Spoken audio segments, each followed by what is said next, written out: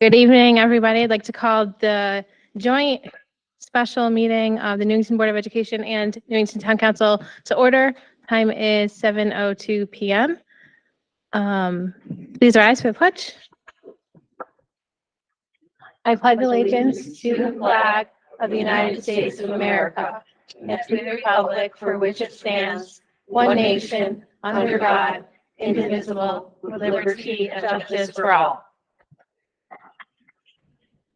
We'll do roll call. Board of Ed roll call will be first. Deb?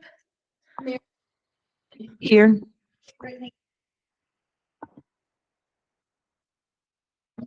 Here.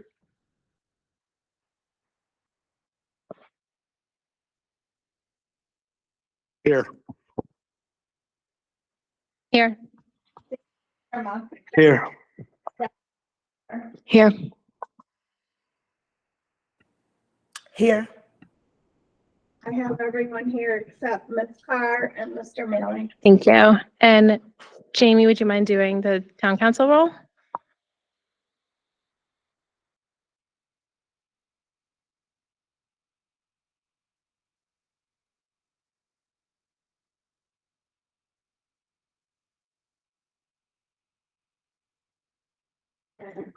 Thank you. And just a reminder, when you're speaking, make sure your mic turns green, hit the button, so turn screen, and then when you're not speaking, turn it off. We have cameras in the room.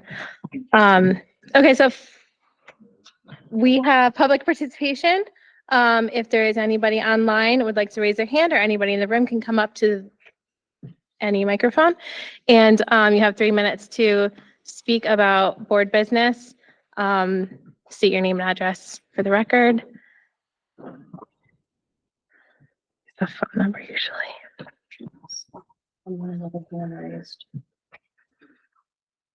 Okay. Seeing none, we can move on to our next agenda item, which is a new business. So the first thing is a discussion of Board of Education budget outlook. So I just want to start by saying welcome everybody to the Town Council, to the Board of Ed room.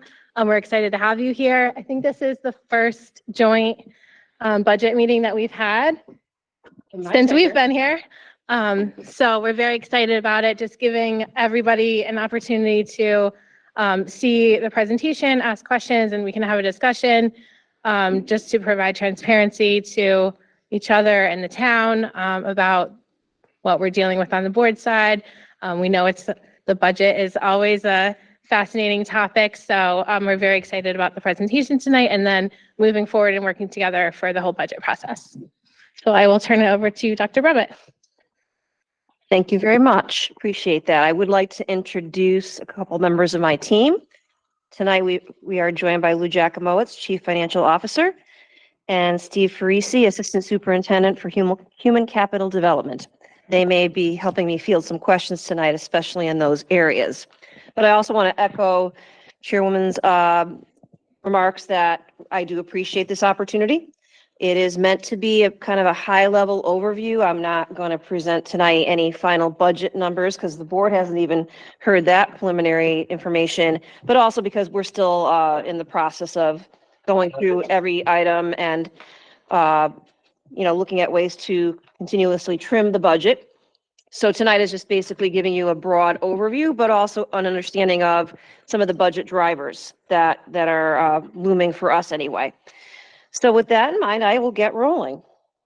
So the agenda this evening, we will talk about some successes in the district. Can't miss an opportunity to do that. The overall goals for the district, because those goals really do drive what we put in the budget. I think it's really important for all of folks in attendance tonight to hear about our demographics because they continue to become more and more diverse, and that does impact how we instruct our students. The overarching budget landscape and some of our cost avoidance efforts as we head into the deeper budget season that comes around the corner early next month. And then obviously questions. And I'm comfortable as well and that's up to board chair, but fielding questions as we go. I'm totally fine with that. All right, what are some of the successes or points of pride for Newington schools just in the last year? These are not everything, but just some key elements. We've developed at our high school what's called a welcome center, and that supports the registration of our families, mostly those families who might need some additional support, specifically our bilingual families or families that are new to the area or to the country. We also received a grant award last year for well over $300,000 to fund a mental health counselor at the high school, and that's been going very well. She has an increased focus on drug and alcohol prevention, and we have had a significant decrease in the number of students on campus with drugs this year. I don't know if there's a correlation there yet, but it certainly could be. We are doing a lot of work on staff wellness. I think everyone is aware of the fact that the teacher areas across the border, there's shortages, and many teachers have left the profession after COVID. So Mr. Farisi has chaired efforts in that regard to focus on our staff wellness, such as creating Zen zones at the schools, having wellness fairs, or encouraging wellness activities at every school. We are really excited about our pre-K expansion. We now have 2 full-day, full-week pre-Ks at E. Green and Chafee, and next year we will have them at Patterson and Reynolds as well. And I'll get into a little bit more about how that's funded in a moment. Our class of 2023 earned over 1,000 college credits, which means our families, our taxpayers, saved over $1 million in college tuition. Concurrently, we are in the top of the state for offering college credit-bearing courses. We're in the top 5. And we are also, I skipped one, Anna Reynolds, Ruth Chafee, and John Patterson were named Schools of Distinction this year, and that is because they have achieved, certain members of our student population have achieved at a higher rate than the state. And overall, we achieve above the state, but we kind of went above and beyond that as well. And then finally, we have been named several years in a row, but certainly last year, as a best community for music education. And if any of you have attended concerts or plays understand why we have gotten that award. It's a very talented group of folks that run those departments. We've also done things to improve our facilities over the course of the last year. Many of you, I'm sure, have noticed on Willard Avenue that the NHS student parking lot was repaved, and that has now added spaces there, which is also good for events, and we do a lot of rental of our high school, so that accommodates far more people. And it's also where our band rehearses, our marching band, so it is a much better area for them. We did develop an inclusive bathroom at NHS. That's a bathroom with kind of floor to ceiling doors to accommodate all of our students and their needs. The Anna Reynolds Reno has now it's less than a year to go, and I know they're hoping to do a tour very soon for anyone that would like to see the progress. I've been over there a lot, and I've talked to Anna Reynolds teachers, and they're thrilled. It's just a much better environment in many, many ways. And as all of you know, the Wallace project has been approved. We found out a few weeks back that we're now on the priority list. So it's full steam ahead for continuing the project and getting rolling. We're just, I guess, waiting for the building committee to be seated.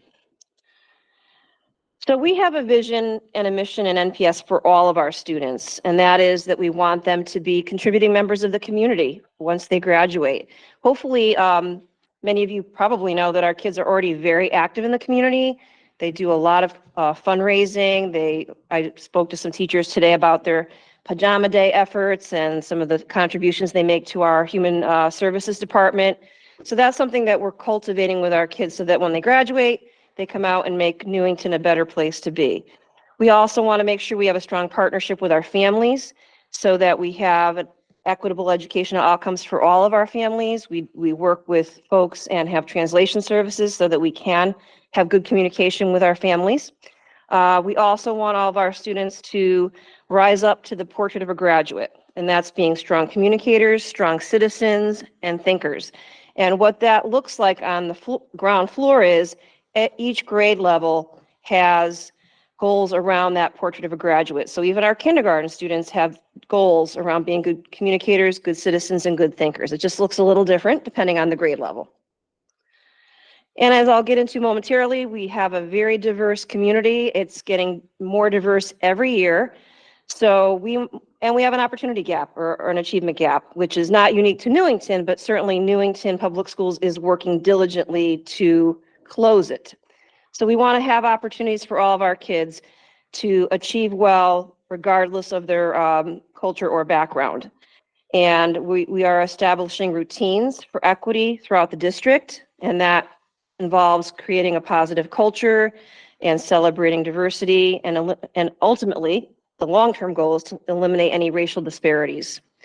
And again, we do that through routines that are designed to promote a culture for equity at all of our schools. And that is through a variety of things, such as professional learning communities where our teachers meet routinely to talk about student needs and how to better meet their needs through different educational strategies. But that I could spend hours just describing how we do that, but these are our overarching goals.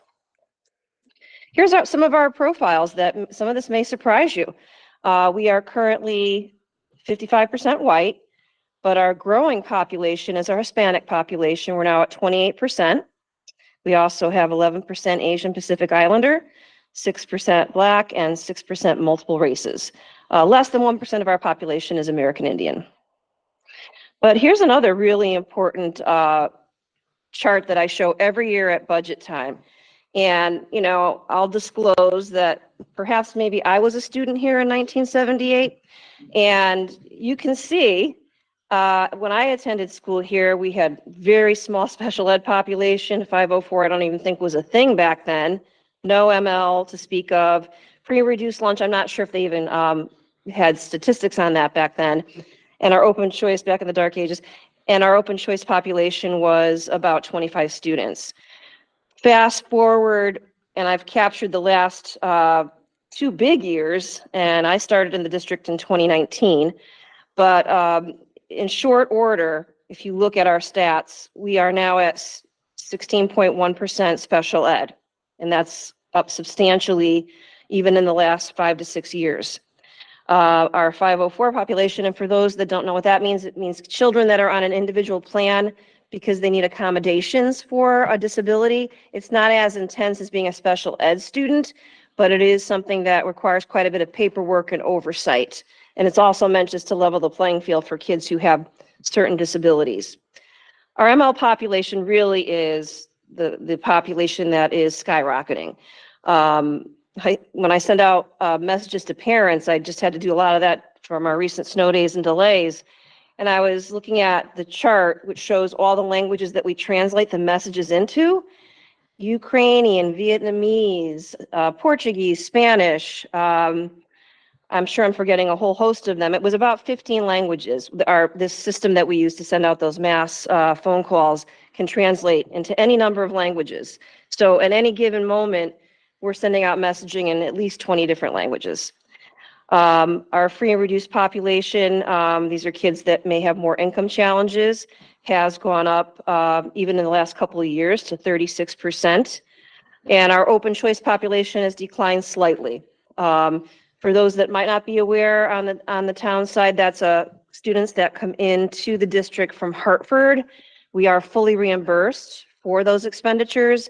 And it's just to give them an opportunity in a suburban district. It was part of a lawsuit filed years ago called Chef versus O'Neill. Again, here's another snapshot of our ML population. And the term ML means a multi-language learner, and it's students who, through a testing protocol, are identified as not being proficient in English. So, and again, looking at our statistics, we have some of our schools that are well over 15 or 16%. My cursor here blocks some of it. So 7%, 15%. Anytime a school has a concentration of kids who speak the same language, we have to add additional resources to that school. Next year, John Patterson will need to get a bilingual tutor because there is enough of a Hispanic population or Spanish-speaking population there to warrant that. This year, we had to add that resource to the high school as well. And again, it's when you reach a certain threshold of kids who all speak the same language. So while a multilingual population, it creates a great deal of diversity, and we celebrate that, and we do a lot of really cool cultural things. It also creates needing resources to meet the needs of those students. All righty. So every district in the state of Connecticut has challenges. So I thought I'd go through, there are challenges that we share with every other district in the state of Connecticut, but there are some that are unique to us. And so I want to kind of go through those just to kind of illuminate those. So every district in the state, or probably the nation, has dealt with inflation. Things have gone way up in price since COVID, and they really have only come down slightly. So inflation right now is anywhere from 6 to 7%. There are universally through the state of Connecticut a support staff shortage. The last statistic I heard, and by support staff, we're typically referring to paras and tutors. There's more than 1,600 vacancies statewide. So that's something that we're all grappling with. And there's also certified staff shortages. There are teachers that have left the profession. There are certain areas that are very difficult to fill, such as world language, math, special education. And in the past, if you had someone retire, you could kind of count on, oh, the person that's going to backfill them is going to be a starting teacher salary. That's no longer the case. In order to bring people in, because the landscape is so competitive, we're having to bring people in at a very high step because they can go anywhere they want. There's so much, the job market is very favorable right now for teachers, not so much for people that hire teachers.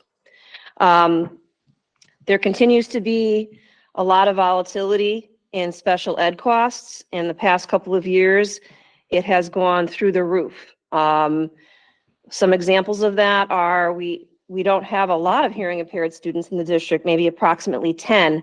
But the cost to educate those students through interpreters or through hearing impaired teacher or testing has tripled. We have students that sometimes have to go out of the district for schooling because their special ed needs are so significant. Ironically, we have decreased the number of kids that need to go out of district because of our in-district programs. We've gone down 10 in the past 5 years, but the cost at each facility has skyrocketed. It used to be maybe an average of $70,000 a year for a student to go to a out of district placement. Now it's about $120,000 a year. And we get some reimbursement from the state, but not all of it. Ongoing, and I'll get into this in more detail in a minute, is the unfunded mandates. You'll hear that term a lot in the world of education. We have certain things we have to do with indoor air quality, HVAC, and air quality initiatives.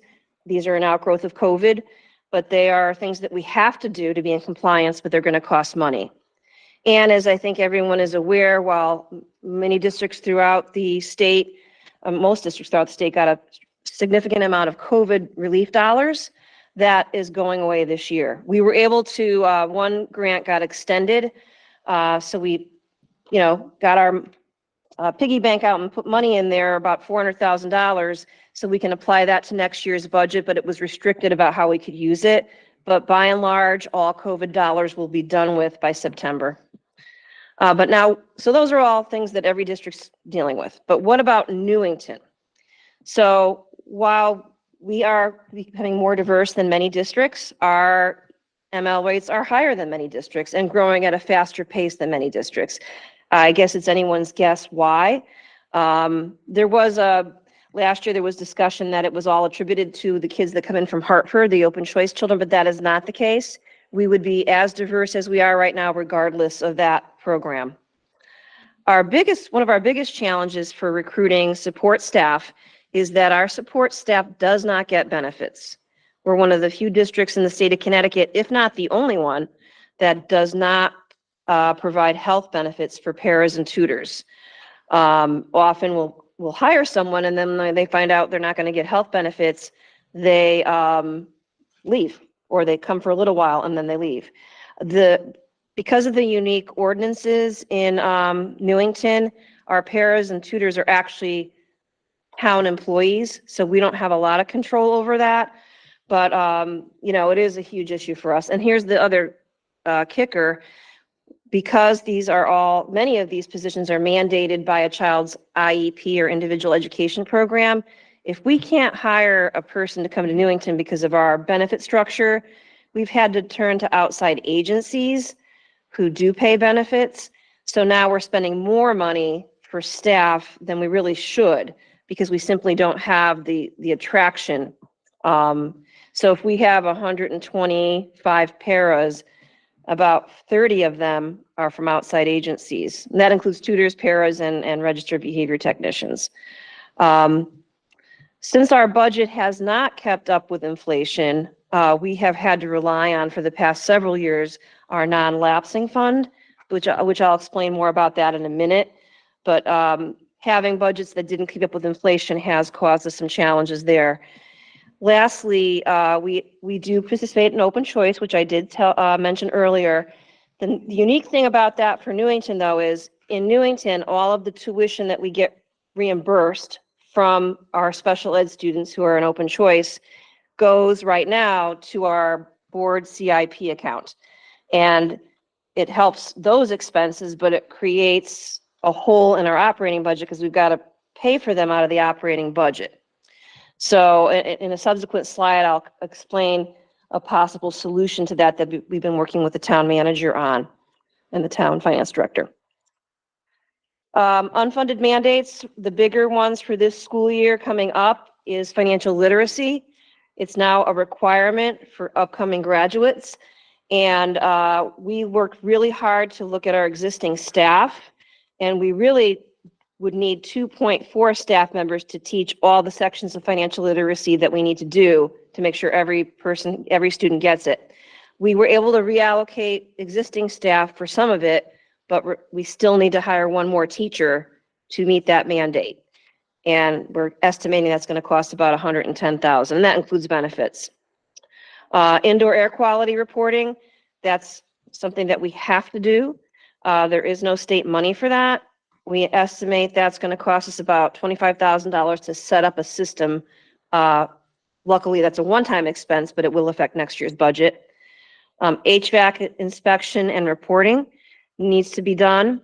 That is something that we have also put in our capital budget as a placeholder. I'm not going to talk about our capital budget tonight, but we have to, in order to access potential grant money to offset the cost of that, the town would have to match the funds. So we have to kind of put a placeholder for that in our operating budget until we know whether or not there'll be capital matching monies. So, and it's not a full reimbursement. Lou, isn't a 50% reimbursement? Okay. And as I mentioned earlier, because our Spanish-speaking population has grown at Patterson, we have to hire a bilingual tutor there next year to be in compliance. Looks like there's a hand up. Ms. Yap, go ahead. I just have a question. Hi, how are you, everyone? I know last year when with the finance committee, we were discussing that Governor Lamont had given out hundreds of thousands of dollars for an indoor air quality grant. I know Sonia had looked at that as well, and we had opted out of that because we were really anticipating John Wallace. That was something that we could have taken advantage of last year. I know, like, I had given an example in one of my meetings that the town that my family's from, Hebron, got like $425,000 towards that. So, I mean, can we take a look at some of the upcoming grants? I know that Sonia was talking about, or because we had an opportunity to fix this last year when that money was available. Yep, the money is still available. The glitch is that the town has to match it. We can't simply put in an application without having that match. So we are going to apply for that this year if after the capital process has gone through, those dollars are matched. And again, it's only a 50% reimbursement. So, you know, I was talking to the Commissioner of Education a few weeks ago, and she goes, Maureen, why aren't more people applying for that money? There's tons of money there. And I told her, because we have to have matching funds. So obviously this year, we're going to try for that to ensure that we have every possible, you know, reimbursement that we can. But it'll be something we'd have to do with the town. Okay, thank you. Sure. All right, budget landscape. So here are some of the big drivers of our budget, and it's probably no surprise to anyone around the table that salaries are the biggie. I broke down, I shouldn't say I, with Lou's help, broke down all of our different contracts or units and what their approximate, in some cases approximate, in some cases exact salary obligations will be. First and foremost is our teachers union. They had negotiations last year, so their contract starts in July 1, and they were received a 4.3% raise. Was very reasonable. The going rate for many districts had settled much higher, but again, the teacher shortage has resulted in higher settlements for teacher contracts. So that's a $1.2 million budget obligation for us. AFSCME is our union that covers custodians, bus drivers, secretaries, and they are currently entering in negotiations, which will be done by budget adoption, not by budget adoption, by July 1. So we have to estimate, and we're going to estimate 4%. And that would be an obligation of $203,000. NASA is our administration union. Their contract is already in play, and their raise for next year is 1.73%, which results in an $81,000 obligation, almost $82,000. Our nurses are under negotiations, so we're estimating a 4% raise, which would be about a $33,000 obligation. Our CNIA administrators, those are our non-instructional administrators, such as our food service director, our security director. They're also going into negotiations, so we estimated a 4% there at $14,000 obligation. ATs are a variety of positions, such as our technology support staff, and that actually, their salary is set by the town manager. We're estimating that to be 4%. They're not in a union, but they have annual, typically annual raises, and that's about a $40,000, $41,000 obligation. Paras and tutors, we set their rate, and we're estimating about a 4% raise there at $142,000. And all other non-bargaining, that's a wide range of folks. Lou, would you mind speaking to who's in that group? Yes, in the group that is all other, we have our security guards in there, all of the office staffs at the school, a number of the part-time support people are non-union bus drivers. We have the hardest working people in the district are the monitors for the lavatories and hallways of the schools, cafeteria monitors. So there's upwards of 200 people in this group that are here, and also that would be substitute teachers as well. So this wide array of folks, you know, are the lifeblood of our success, and they are at the low end of the pay scale for all of these tasks that they do, and they are, you know, every bit as essential to the success of the school district as the teaching staff. And that group experienced a bit of an uptick this year when the minimum wage went up. Right. And although they don't make a lot of money, the number of them resulted in the item that you see there, which is about $364,000. All right. Non-lapsing fund for our new members around the table is there was a state statute established years ago that allowed school districts to set aside any money that is not spent at the end of the year if the town allowed for it. And before I arrived, the town did allow for that, but only at a 1% level. So over time, there has been some realized savings in the budget. Since I've been here, there were just 2 years that we were actually able to deposit money into that fund, and it had pretty much everything to do with COVID. During the 2019-20 school year and the 2020-21 school year, where there was the shutdown and then the hybrid model and very different types of programming, those 2 years we were able to deposit $1.3 million in 2019-2020 and $776,000 in 2020-21. The other component that added to the ability to set money aside is all the COVID grant monies that were coming in. We had received probably upwards of $3 million annually during the COVID crisis. So during those 2 years, money was going in and it was not coming out. So the fund grew to about 3.1 million. In the 2021-22 school year, we had a 0% budget increase. So that caused us to avoid layoffs to rely on that non-lapsing fund at about $438,000, which left us with a balance of about 2.6 million. Last year, for the last 2 years, including right now, I instituted budget freezes because I was worried about having money left in that non-lapsing fund to not knowing where the budget was going to land. So as a result of that, last year we only relied about 90,000 on the non-lapsing fund, which left us with a balance of about 2.6 million. However, this year, current budget year, we estimated in our budget that we will be using about $1.7 million. And again, that was put in there to prevent layoffs. Any money that we use from non-lapsing typically offsets salaries. We're anticipating a balance of about 871,000 at the end of this school year.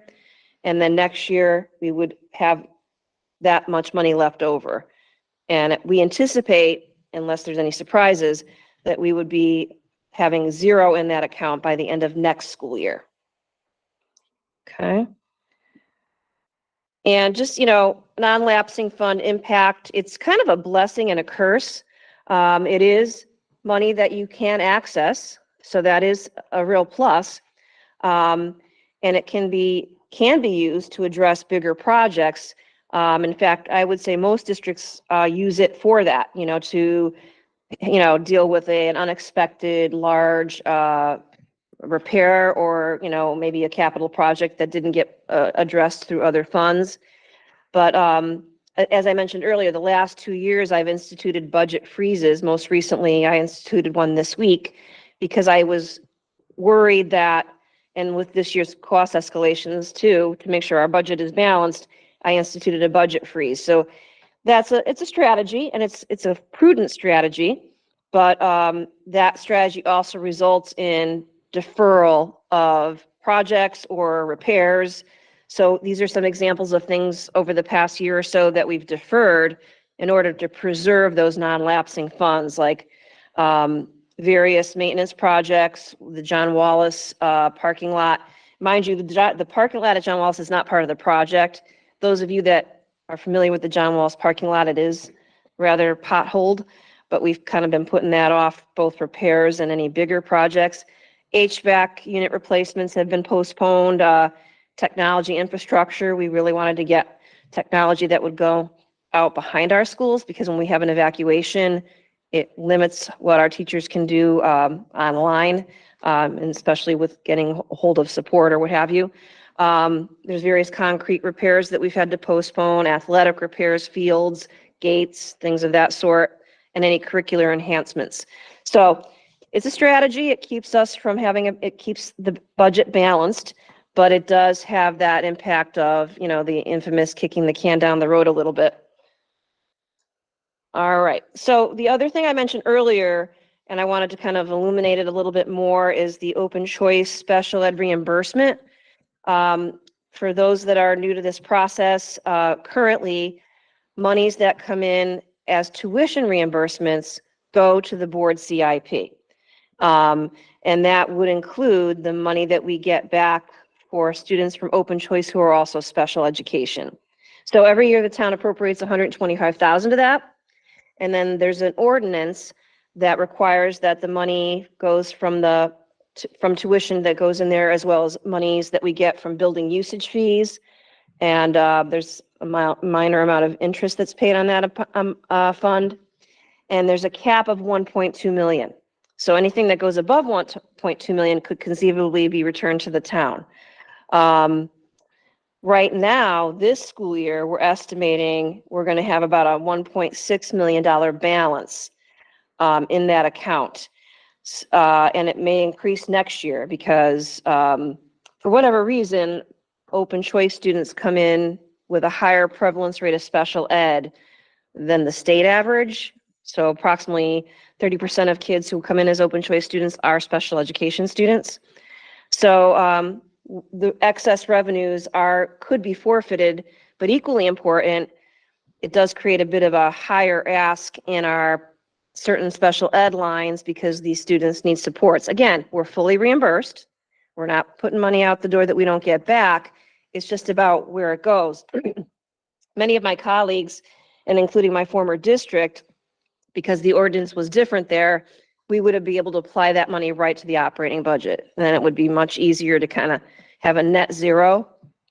So we've been speaking to town manager and town finance director about possibly allowing some of those resources to be put back to the operating budget while still maintaining that 1.2 million, because I will tell you, that is a major source of funding for our technology. The technology is in that operating line, and we, as well as a few other smaller items, but we really do need to have at least a $1.2 million source of revenue for those expenses. So the proposal that we've been chatting with the town manager about is anything that goes above 1.2 million, could that be redirected as an offset to the budget? And that could reduce our budget ask next year by $400,000. So there's some positives to that. So here's the major budget drivers in summary for next year. Special ed cost escalation, that's a biggie, $1.9 million. That's the cost of outplacements, like I mentioned, hearing impaired escalation, pairs paras, all of that, and much more than that, but that's just generally a fairly big increase. The state, many of you may know this, but the state is supposed to reimburse school districts who have an excess amount of special ed expenditures, and every district in the state of Connecticut does, because there is a law in Connecticut called burden of proof. And I've worked in 4 states, and this is the only state I've worked in that has a different burden of proof. Typically, if a parent is not happy with a special ed service, they have to prove why it's not adequate for their child. In Connecticut, we have the opposite. If a parent's unhappy, we have to prove why they shouldn't be unhappy. That's unique. I worked in Washington, California, New York. I never had a legal issue in any of those states. In Connecticut, we're the highest litigious state in the union because of that law. Why that is important for this discussion is it drives up special ed costs significantly, because districts are forced to spend potentially more money than they would, because you have to weigh the cost of legal fees, emotionality of being involved in a legal proceeding with a family, and oftentimes you have to just say what's going to be the lesser of 2 expenses. And mind you, I'm a former special ed director, so I'm a firm believer in high quality special ed services. Our services in Newington are extremely high quality, but we're kind of sometimes forced to spend more than necessary because of that burden of proof issue. So that's it. I wanted to explain that because that is a reason behind that big number. As I mentioned earlier, our non-lapsing fund resources continue to dwindle. So we would have fewer resources to apply to the budget next year from non-lapsing, and that's $857,000. The grant monies that are going away, that's kind of a painful thing that every district's experiencing. We're going to lose about 1.1 million in grant resources. Most of that is ESSER dollars. Salary increases, we went through that in some detail. Health insurance, right now we're projecting that to be a $1.2 million increase, or 10%, but that continues to be analyzed for the next several months. We hope it's going to come down a little bit more than that, but that's where it currently sits. All other drivers are kind of combined in that last item at about $800,000, utilities, repairs, curricular supplies. We had this, as many of you know, we have a big solar panel project going on throughout the town, and that's, I believe, all the solar panels fully operational yet, Lou? 3 out of the 4 are working. Okay. We should be up at John Patterson within a month. So some of those are in process. So while they haven't drastically reduced our electric bill, they certainly have prevented big escalations there. So that's been a positive. But that doesn't mean we don't have some increases in those lines. So right now, a total budget driver issue is about $8 million. We hope, and it's already come down, we've been doing a lot of slicing and dicing in the past several weeks, and we'll continue to do so. But those are current current potential increases. Just so those of you that are new are familiar with kind of the long-term budget increases, mind you, especially in recent years with the high level of inflation of 7%, these have been the Board of Ed budget increases over the years. Last year was one of our higher ones at 4.5, but our overall average over the past 7 years is about a 2.2% increase, so almost 2.3. And here's some of the things we're trying to do to avoid higher costs for running the school district. We continue to seek out grants. In spite of the cuts that I mentioned, we still will be getting close to $2 million in grant money next year. We are reducing staff. We did add some staff with the COVID dollars. This year, we anticipate by the end of this year, going into next year, we'll reduce 3 staff, all by attrition. 1 has already left, and we're not replacing him.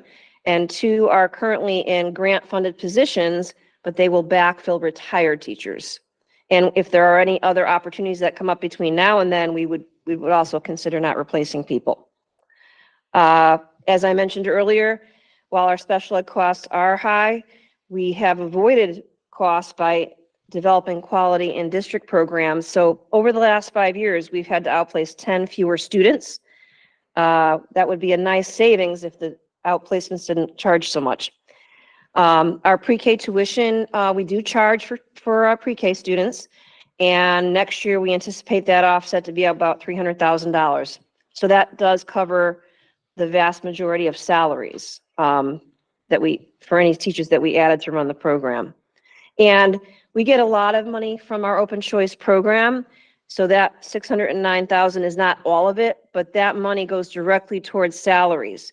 And this is important because it affords us the opportunity to have staff that benefit all kids, not just the kids that come in from Hartford.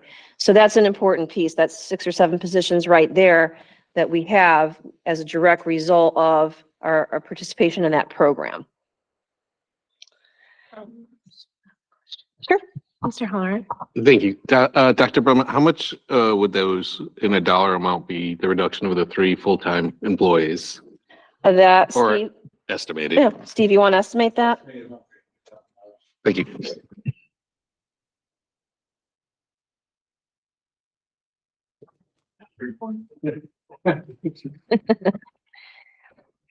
All right. And that actually is my end point. So I'll turn it back over to board chair. Thank you, Dr. Brumman. Sure. Does anyone have any questions? Mitch, go ahead. Can you just put your microphone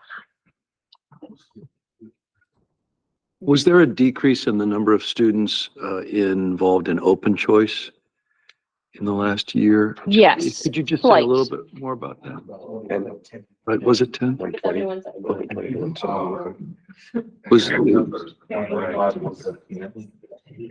now you're just showing off. I don't know if there's much more to say, Steve, about that. Sure, it was a slight decrease, I think of around 10 students. That happens through a number of reasons. Oftentimes, students who come to Newington schools, who live in Hartford, end up buying homes, condos, apartments here. So they become residents and no longer are qualifying for the open choice program. Or sometimes a unique part of that process is they may accept a seat here in Newington, but there's still about another month. They have till October 1st when they can be in a lottery to get into a magnet school. And so if they're dual enrolled in both of those, then they choose the magnet school sometimes. Okay. So there are a number of factors that kind of influence that ebb and flow. For next year, we are projecting to try to move back up to actually a little bit over, between 130 and 140. Okay. All right. Thank you. And it's important to note too, if they move out of Hartford to Manchester or East, they're no longer eligible. They have to be residents of Hartford to participate in the program. Mr. Mayor? Thank you. Sticking with the open choice discussion, you mentioned that we receive a higher percentage of special ed students through open choice than the rest of the state. Is there anything that can be attributed to that, or is that just kind of the luck of the draw? No, I probably misspoke. The special ed prevalence rate in Newington is about 15.5%. Special ed prevalence rate in Hartford is probably 20%. For whatever reason, and this is true for all of our like Farmington, West Hartford, many districts in the area, Weathersfield, Rocky Hill, take open choice students. For whatever reason, kids whose parents put them in the lottery for open choice seem to have a higher prevalence rate of special ed. So when we've looked at the statistics over the years, for as long as I've been involved in the program, seems like it's 10% higher than average. So we're getting 30% special ed, and so is Farmington, and so is West Hartford, and so is Rocky Hill. It's just the number of students who sign up for open choice tend to be more predominantly special education. Ms. Vijay. Yeah, I was Chair reading Cow. actually, Superintendent Torres Rodriguez. She had an interesting article in the Yes. Current about their budget discussions, and she indicated that their special ed costs are like 17% of their budget, whereas the average in the state of Connecticut is 6%. Their open choice expenses are 22%, but they think it's going to be going up actually, which means it'll, assuming some of these students will come to Newington because of recent reiteration of the Chef O'Neill Yes. laws. And I was just wondering if maybe you can just, and also, she was talking about the fiscal cliff that they're facing from the COVID, from the SR funds, like 13%. And I'm just trying to Compare. it's kind of maybe like apples to oranges, but not really, because a lot of what goes into Hartford, their issues are our issues in terms of inflation, the open choice, whatever. Can you comment on maybe what overall the percentage of our special ed is? Does it meet the state average of 6% in terms of our costs? And the open choice students who come to us, is there an additional tuition fund for those who do need the special ed services, or is it just a flat rate? No, I'll answer some of that, and then I'm probably going to kick it to Lou or Steve. So we get a baseline amount of money for all open choice kids, typically about $6,000, a little bit more for younger children. Then anyone who's special education, we bill back Hartford for the entire cost of their special education services. The cost of the portion of the teacher that they are getting served by, if they have a pair or a tutor, if they require assessments or additional services, 100% of that gets billed back to Hartford. So that could explain why her special ed budget is so high, because a lot of special ed students do tend to seek open choice placements. Lou, what percentage of our budget is special education? I would say it's somewhere between 15. Oh, Mike. Apologize. Off the top of my head, I haven't taken the calculator too, but we've got to be between 15 and 18%. I know I saw that same article with the 6%, and that just isn't, plausible for the general special ed cost everywhere. Is either misprint, maybe they were answering a question from a very specific subset, but 6% is, far below what, the typical expenditures for special ed are. So I have a question. I haven't had the opportunity to go research that, but just seeing the information I'm can garner through the state basic website from a financial standpoint, that's not within the margin of error. Let's put it that way. But I'll be curious, because I think that'd be important to clarify that. It did seem 6% seemed low to me too. Oh, yeah. So I'm gonna reach out to the State Department tomorrow and find out what the stats are, district or statewide rather. Were there any other questions, Steve, relative to Can I open continue choice? on the financing, the monies that come to the town? Sure. So of the open choice program, there's two distinct revenue streams that come to the town. The first is the participation fee, which is number of kids we get times $6, $8, or $10,000, depending on the circumstances. That's part of the special revenue fund of the town. Those dollars are then recycled out to pay for our outbound tuition for magnet schools for all 200 or so kids in town that are in other places. So that covers that, and there's a little bit of a surplus on it to our benefit for that.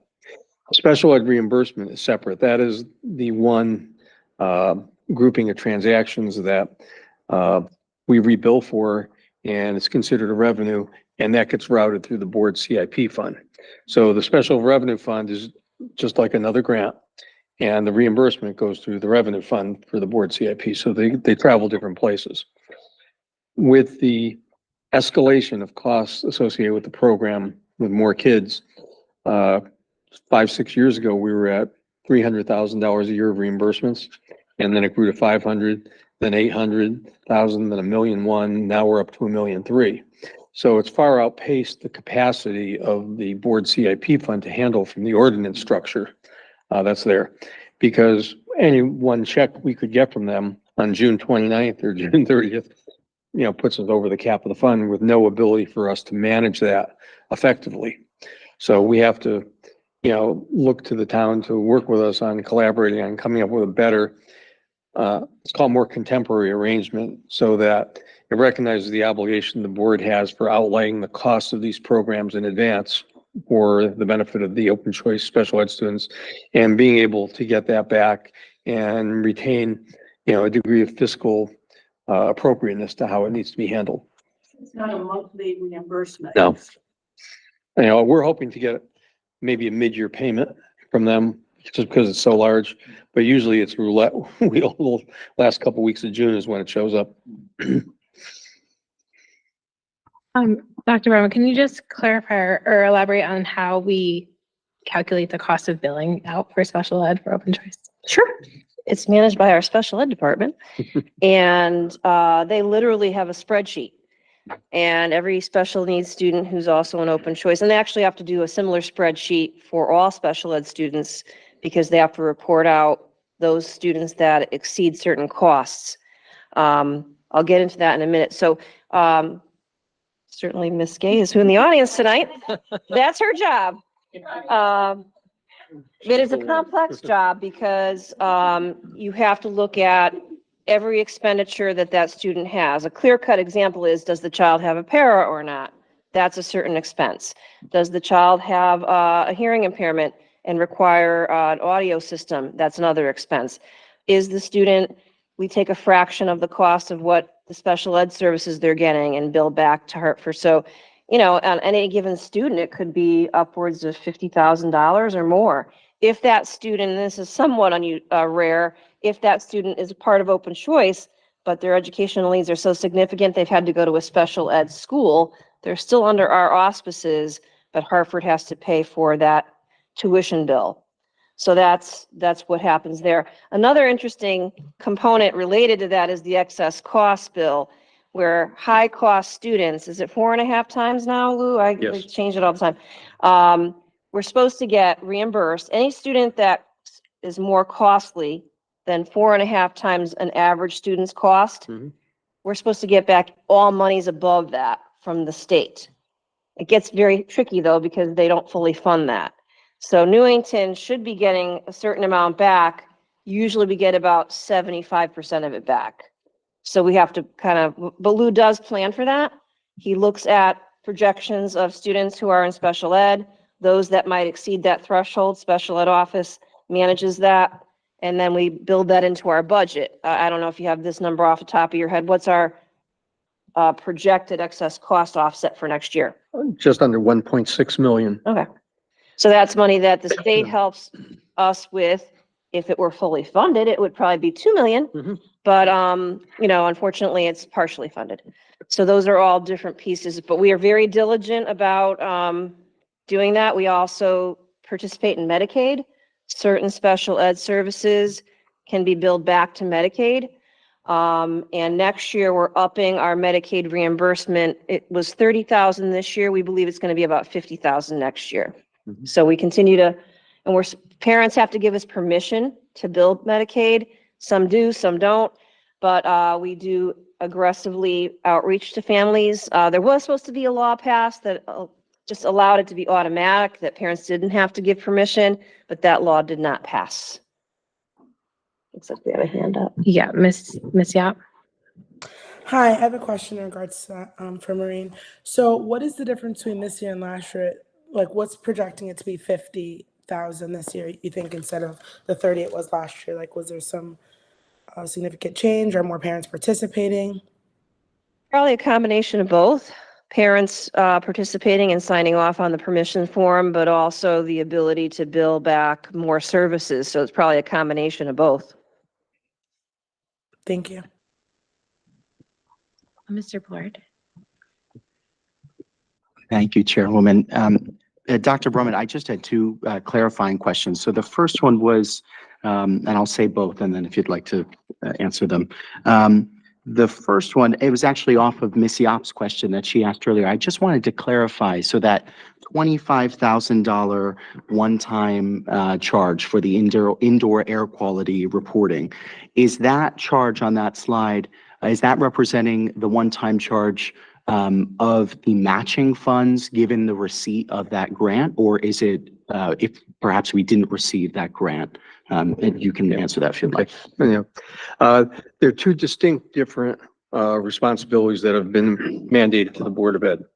The first one, which was the $25,000 item, is they're now requiring all school districts to integrate their annual tracking and reporting for the Tools for Schools program, which is initially developed by the EPA, and has expanded to cover elements beyond just basic classroom indoor air quality. Speaks to the pest management, the ventilation issues of the building, and it's really a more simple building capacity to support the reporting. We've been doing our own surveying and tracking for over 20 years now in this area, but we need to bump up in our internal capacity to be able to address that, and that's an annual ongoing responsibility.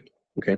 The second one, which is the HVAC inspection component, is the basic language of the statute is asking for districts to go out and hire either a balancing company, a professional engineer, industrial hygienist to survey all of the buildings and go and get tracking readings on every opening in the building, see if the airflow, at what levels, and then signing off on the appropriateness of this. You can have an appreciation for the level of sophistication around the state. The school districts that are out in the rural areas or urban districts that have very old, antiquated systems don't have any current technology resources built into the system. Those are called building management systems. And a lot of the byproduct of having that is you have all that information basically visually presented to you day by day with the operation of the system. So you'll know, your set point for temperature is 70 degrees, the actual temperature in the room is 71, what's your relative humidity, what's the CO2 level, and a variety of these things. So you can discern problems just based on the performance of your energy management system. So they've been having a real hard time defining the project scope and what the actual expectations are for everybody to go do it. In our, communications we've had with them over the last 4 months in asking questions about, the use of the energy management system, building management systems as a solution to provide the, real-time information, I couldn't get an answer from anybody up there. And it was surprising because, certainly if we had a choice and like a long-term direction, we would try to invest more in getting all our energy management systems up to the level needed rather than spend time in going and checking event by event. And the dichotomy of that is that that is a responsibility once every 5 years in the statutes. So right now, everybody is supposed to do it next year. So if you can just imagine the demands on a limited pool of companies and contractors to do this, and then 4 years with no work. So I think one of the next generation of the implementers of that law will be basically breaking it up where 20% of the school districts do it year one and then go in cycle. And as they get more knowledgeable of what's achievable both financially and from a practical standpoint, I'm sure we'll see more movement in that direction for allowing the technology to be a real participant in the success of the program. We just aren't that far along yet. So part of it is, right now we have the statute hanging over our heads to do it this way. I certainly hope that's not the way it ends up. but in having to be prepared to react to this in a way that addresses our statutory responsibility while also trying to really look forward to the future. Thank you. That was very helpful. Thank you. The other question I had, it was unrelated, but you mentioned that threshold for the concentration of students speaking a specific language. What is that threshold? Does it vary district to district or region to region, or just out of curiosity? And I imagine it's set by the state. It's set by the state. And Steve, I believe it's 30, 20. 20. Students in any given language. So right now, the population that is meeting that happens to be Spanish speaking in both the high school right now, and then for next year, it'll be John Patterson. Are we close to other language populations hitting that threshold within, let's say, the next 4 years or so? I don't have that data like readily Sure, no, accessible, absolutely, but absolutely. it's a great question, Okay. and we can find that out from our ML We leader. can. Ukrainian's probably our fastest growing I was language. gonna say. It is, Okay, thank you. which makes sense. Don't think we have a threshold yet, but we have many students speak Ukrainian. Please, everyone, my votes. Ms. Rada. First, thank you so much for this. As a preliminary discussion or the beginning of the budget season, this is invaluable. Thank you very much. And I'm wondering, will we be able to have access to this PowerPoint? I think it'd be Absolutely. very, very helpful. I've got two questions. One, going way back to the beginning, when you were talking about the mental health counselor that's grant funded, that seems to me to be a critical component of the schools. How will that continue to be funded, or where will that funding come from? So the grant's good for 3 years, and this is year 1. The other thing we're working on right now, and she's not our only mental health provider, that was just someone that we were able to get through grant funds. We're working with an outside mental health organization who would come to our schools, provide mental health support, and then bill back insurance, parent insurance. Mhm. So we are moving in that direction within the next few months, and that will be at no cost to the board. All we have to do is provide the person with a place to sit and a little small, privacy. So that we're looking at, should be up and running in a few months. And, other than that, we work diligently to get kids we have a great collaboration with our town, social services, and they provide, help at least 1 day a week at some of our schools. So that collaboration has been invaluable. But it is a growing, ongoing need for our students to get mental health support. It certainly hasn't gotten any less in the last few years. Okay. And you indicated that there are 3 FTEs that are not being funded. What impact, how and where will that impact Newington Public Schools and staffing and student education? I'm going to let Steve field that. So one of the positions is an instructional coach at the Newington High School. And it is our largest school. We currently have 1 instructional coach there. This was a second instructional coach that was supporting all staff. So that position will not be replaced. And the other 2 are interventionists, math, 1 at the middle level and 1 at the elementary level. Middle level, often what we'll do is look at the courses that certain math teachers have to teach, and we'll try to embed some math intervention courses within their schedules to replace some of that. It will present a little bit of a challenge this upcoming Wednesday.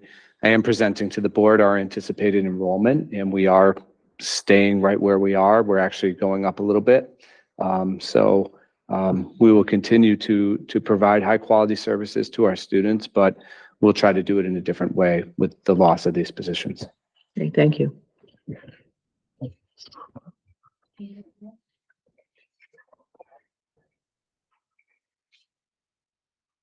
Hi there. I have three questions total, but one's a two-parter. When you talk about your support staff that we have here, you mentioned that they're town employees. So what department in the town do they report to? And then where does their budget come from? Does it come out of the school's budget or is it the town's budget? Or their salaries more than I meant? Like The where- salaries are accounted for in our board budget, so they were part of that mix.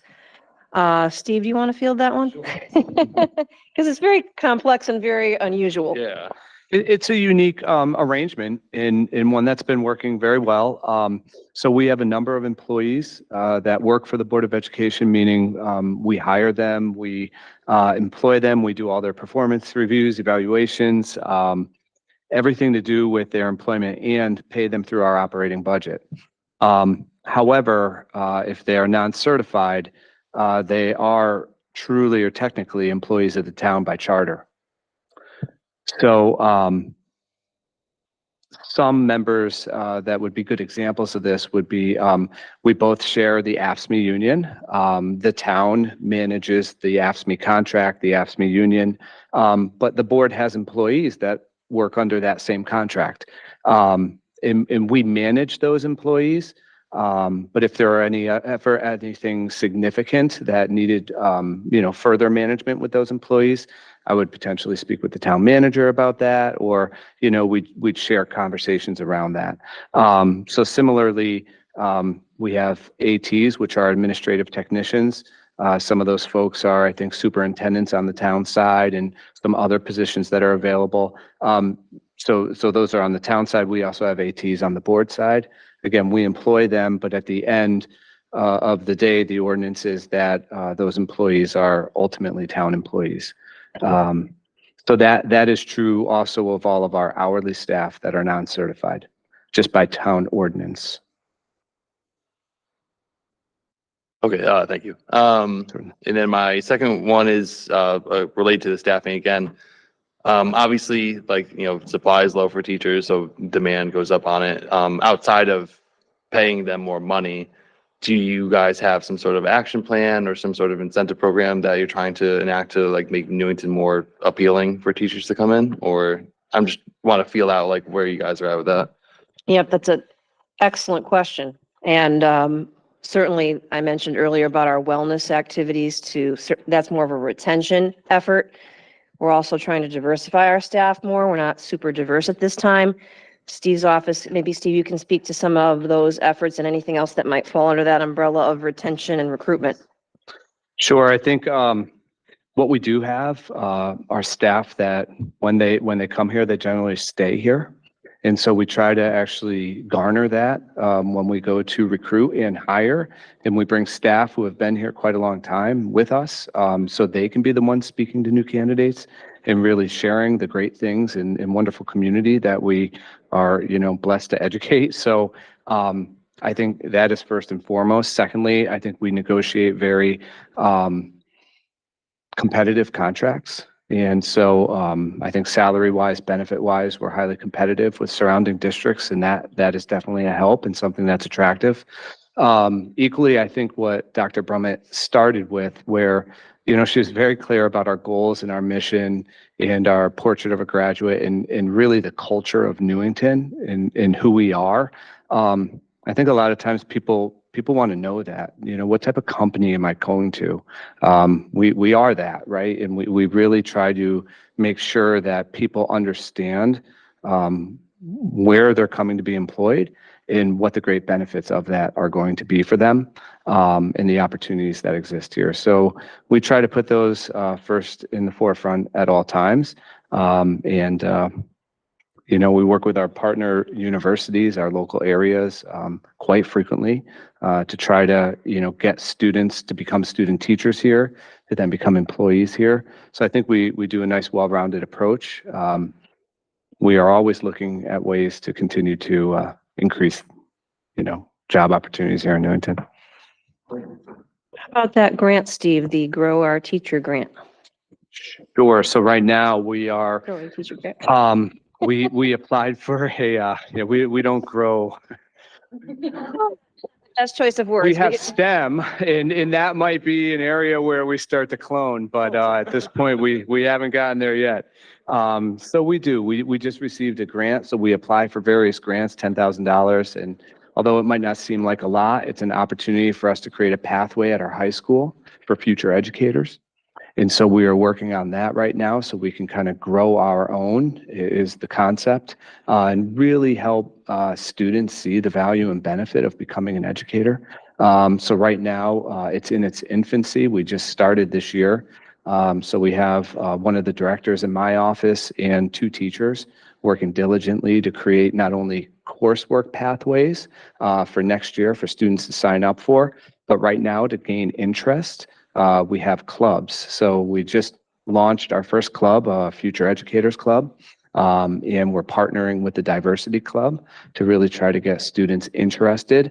And then the director in my office is also working with CCSU to then build a bridge. So that way, if students take that career pathway with us here in Newington, at least that's a local option that they can go to, and it isn't the only one. No matter what university they go to, we will support them, and then there will be an incentive for them to come back and work for us, and at least give us 3 years from the partnership. So we're building things like that and opportunities like that. Again, they're just in their infancy right now, so we're looking forward to the future of that. I'll do Mr. Page, then Anastasia, Ms. Yap, then Ms. Weaver. Thank you. Could you speak to the ACS monies and how those are calculated and how we anticipate those as part of this whole process? I'll start that, then I'll probably kick it to Lou. So education cost sharing money is money that the state, through a formula that no one can really understand, sends money to towns. It does go directly to the town, so it will be reflected in the town's budget as an offset. That being said, I do spend a lot of time advocating with my groups that money goes up because it helps reduce the costs for the town, and that's better for all of us. It's based on a multitude of statistics about your town. It is supposed to be going up a little bit next year. Lou, I don't know if you have any more current information from your groups about status. Yeah. The answer is no, I don't on that. Darn. The convoluted educational cost sharing grant over the years has moved off a true formula to where it's more legislatively driven each session with let's give all these certain towns certain monies, or they'll use a rider on it if it's because of like the free and reduced lunch statistic. So they've moved off of a traditional formula that you could follow and really predict it. We have to rely on all the stuff coming out of the OPM for estimates on the ECS. So I haven't seen anything yet for this year, but I would expect, based on the general tone of some of the leadership at the state level, is that there will be at least a material improvement in the ESC across the board for all towns. I know we were somewhere around 14 million that comes in for the ECS. So I would think anywhere from a 5 to 8% increase would be kind of in the range of probability at this point, but I don't have facts I can rely on at the moment. And maybe at some point we can ask our state reps and state senator to weigh in and have conversations with them to see if we can do the best we can for our residents. Thank you. Absolutely. And I will follow up for tonight's meeting with what the estimate is for next year. It isn't going to be in the neighborhood of about 14 million, but I'll try to get a definitive number from one of the groups that kind of does those projections for us. Luckily, both good and bad news, Newington is not slated to go backwards in funding, but that's because our financial needs are increasing. So we aren't losing money, but it's because we probably need more money. Ms. Yap, go ahead. Hi, do you mind putting that slide up that you just had in regards to the HVAC? Because I want to reference that, please. No problem. I took it down so I could try to find the ECS chart that I have somewhere in this problem. mess, but that'll have to come later. All right, so let's see here. So my question is for Lou, if that's okay. Mr. Jackimowitz, when was the mandate put in place in regards to all school districts? You said something referencing the Tools to School program. Just wondering, because I was looking at the governor's release, and I'm not sure if that's when the mandate was in or when the governor had the release in regards to the the HVAC indoor air quality grant program for public schools. So I know we didn't take advantage of that, which was paid through the Federal American Rescue, the ARPA funds. Are we still going to be eligible for the second round, even though we didn't take advantage of the first? And seeing that the governor, as well as multiple legislators, including, Blumenthal, Chris Murphy, Larson, Rosa DeLario, Jim Himes, spoke in regards to this being a necessity in all schools in Connecticut, allocating a total of almost $150 million towards this that we clearly need. Like, when was this mandate, put in, and why didn't we just take advantage of it, since this was, obviously something that was, important? Right, of the two questions, the first one, which is the $25,000 item, is because of an expansion of existing legislative requirements on the all boards of ed. In the past years, and I'm dating myself more than 20 years on this, the initial reporting and analysis activities of schools surrounding indoor air quality were recommended to use the Tools for Schools program, but was not really a mandatory part of it. So there was a bunch of discretion that was going on out there. Our plan at that time was probably 80% Tools for Schools and 20% of our own creation to support it.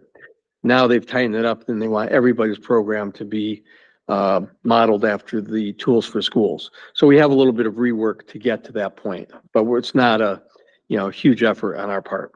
So that has been on the books over 20 years as far as that responsibility.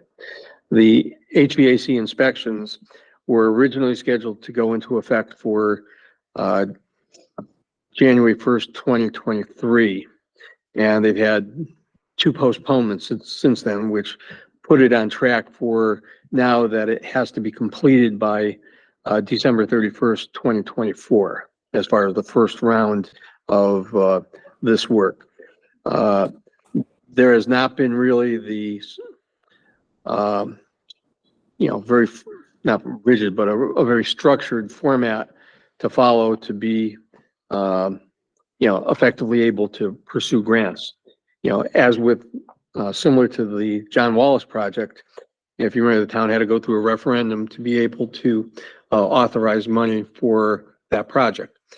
Now, the magnitude of an HVAC grant might be $500,000 of needs, or we'd have to authorize the potential of the full value of the project, depending on the rules they set with the grant. And even though that it has to be $1 million that we put up to have a $500,000 revenue returned to us for a net cost to the district of $500,000, that money has to be out in front of the project approval, not after the fact. So, in the small print, the fine print of all these grant items that's run very similar to the school construction grant program in style and the process. You have to do the ed specs for each and every project, each and every school. So if we wanted to do HVAC work at all 7 schools, we'd have to submit 7 different grant applications with the uniqueness that surrounds the efforts that will occur at that one school. You have to define what you're trying to do. If it's going to be, we have an old boiler that's 100 years old and we need to put a new boiler system in a school, you have to go through the development effort of the specifications for what it needs in that school. But over at school number 2, it's only 4 years old and you just need to replace a bunch of air conditioning units that are, well past their useful life. So each grant ends up being separate and unique to the conditions at that school. And you can appreciate that around the state because you can go into a town and we're very fortunate in Newington that the schools are pretty close and compact in the years they were built. The oldest school, Anna Reynolds, was first built in 1954, and the youngest building is John Wallace, which was 1972. So our youngest child is at least 50 at this point, which you get aches and pains with those years. But we've been able to keep those up in a way where no one school is miles behind another school. That you have two schools in the district. One was rebuilt in 10 years, and you have a 90-year-old building as your second school. So the dynamics of how to build a grant application for this are very challenging, and it has not been an easy process working with the state to get ourselves in position to what do we need to do? Like, we don't need new boilers at all our schools. All that work has been done over the last 20 years everywhere. And the last one being redone is at Anna Reynolds, which has already occurred. But different buildings have aged equipment. Like at the high school, you have 80% original unit ventilators throughout the building. Those would be probably something we want to upgrade in the not too distant future, just because the wear and tear factor on 50-year-old equipment. Wallace will be getting a complete redo of all their rooftop equipment with the in the 3 new wings that is going to be addressed, and how that distribution system works in the building. So there are, a number of unique projects that have to be built that support that. But the number one thing is we have to get the support and consent of the town to say, yes, we'll put money into the town CIP program, whatever amount is decided at that point. So go ahead and write a grant that fits the amount of money we're doing. It really can't be the other way around, where I bring the town, you got another $20 million laying around with nothing to do. And I have to be more practical as far as how that approach. So I know that's part of the discussions over the next few months with the town manager, this year's budget development process. And, I don't have specifics to share at the moment on this, but that's kind of the landscape of the project. Now, did I answer Ms. Yap's questions appropriately?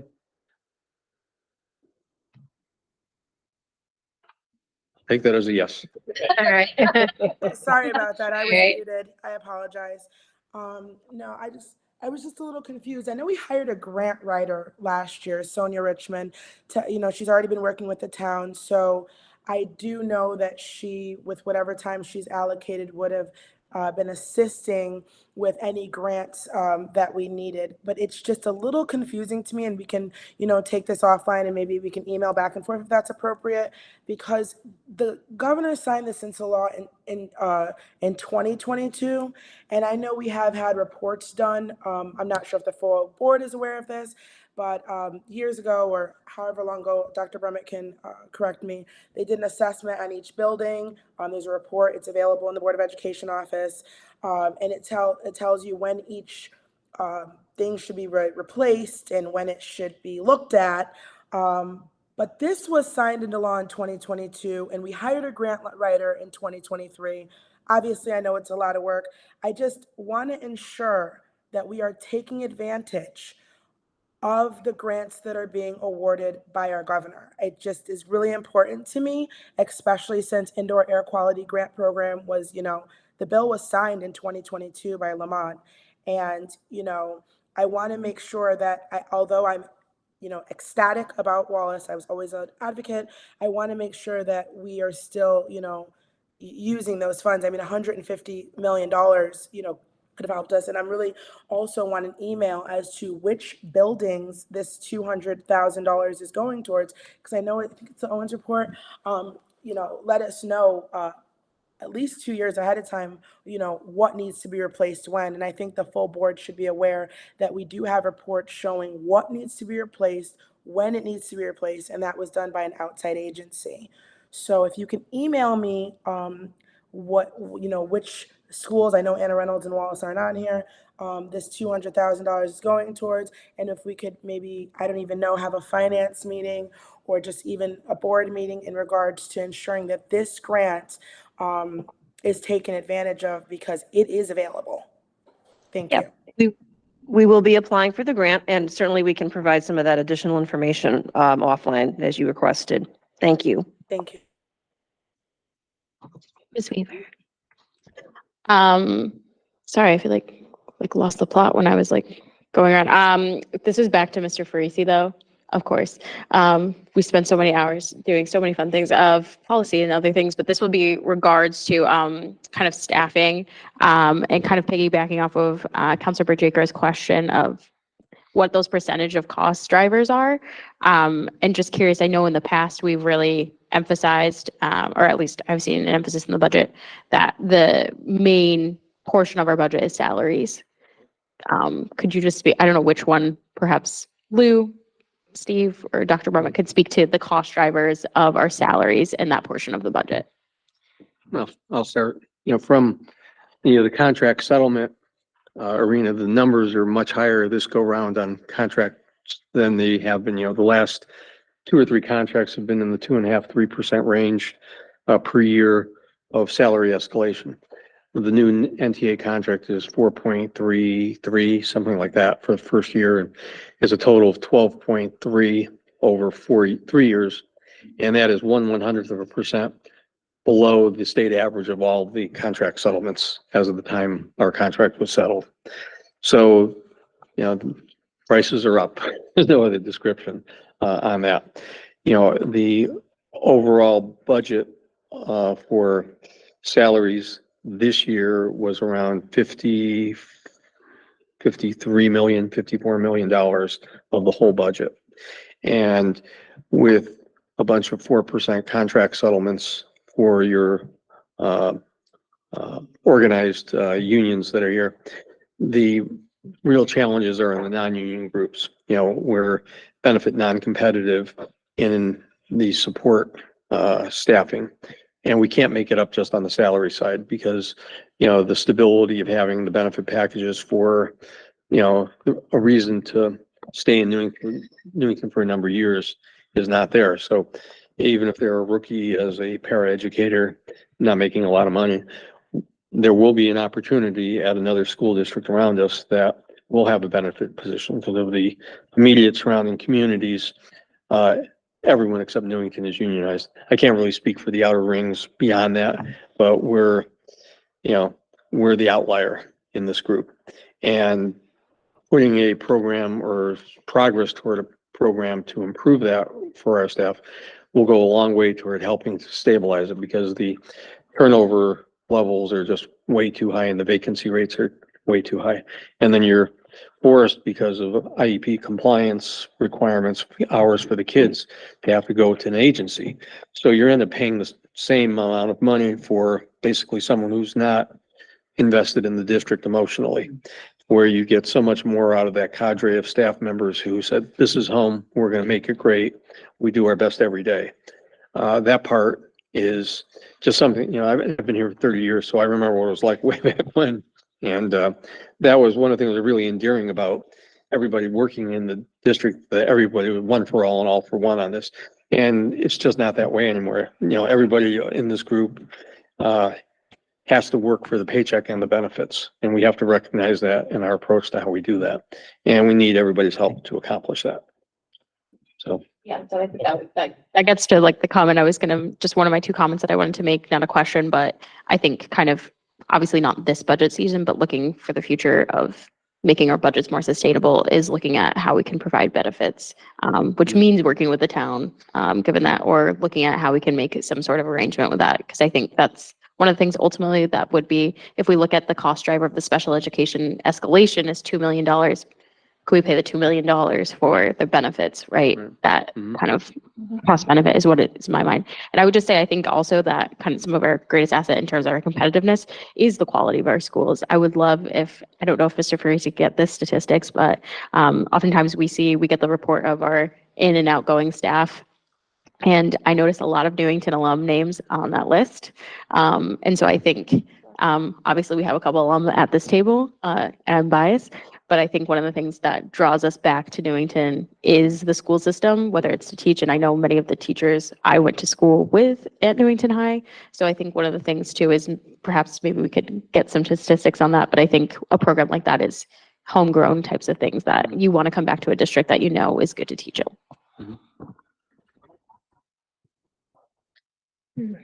Mr. Holleran? They're kind of in the same place, just kind of beat me to the point. I think when we're looking at it simply from a market standpoint, we are the worst attractive market for paras in our Durga, essentially around us. I was just wondering, do you have an estimate of an average tenure for a para? How long do they stay here? Is it a year, 2 years? I mean, is it costing more to get them than it is to keep them? I can make a stab on it that 2/3 of them are 3 years or less. Yes. And then we have very few, it's all hollowed out up to 20 years. And then we have a few people that are been here long term. Yeah, who are going to stay no matter what, Right. but yeah. But 3 and under seems about average. Yeah. Okay. Thank you. Mr. Mayor. I just had one question that sort of came up, and if it's not appropriate for this, if it's another avenue, maybe it'd be better, but, you mentioned staff diversity, and I was curious, what efforts and what successes you have had at diversifying the staff, the staff, and what plans you have to continue. As we know, it's important to have a representative staff to a representative changing student body. So I was just curious about your efforts and successes in it. Sure, thank you. Great question. Our efforts as of late have been good. So, you know, I call them our new class every year, right? We have a new cohort of teachers that come in the summertime and go through our staff orientation. We were able to achieve about 35% staff diversity in that. And that's a high percentage compared to years past. Many of the efforts that show to be prudent in that effort, in that area, we're just, when we go to career fairs, when we're recruiting, when we're meeting with people, we're really trying to not only just share, you know, our efforts and our mission and our goals, which are highly attractive to a diversified staff group, our demographics that we do teach, the ways in which we teach, which are critical, but also just the value and benefit that we believe diversity brings to the organization. And I think those values hit home with a lot of folks. Again, like I said earlier, I try to bring staff with me. Although we are not a highly diverse staff, we try to bring some staff who are diverse with us to be able to speak to the Newington Public Schools and the reasons why you'd want to be an educator here. And so we are able to grow it. I would just say the rate at which that occurs is low. You know, we don't have a huge number of staff leaving every year, and there isn't a highly diverse pool of staff available to draw from, which is also a challenge. So we work with the State Department of Education on that.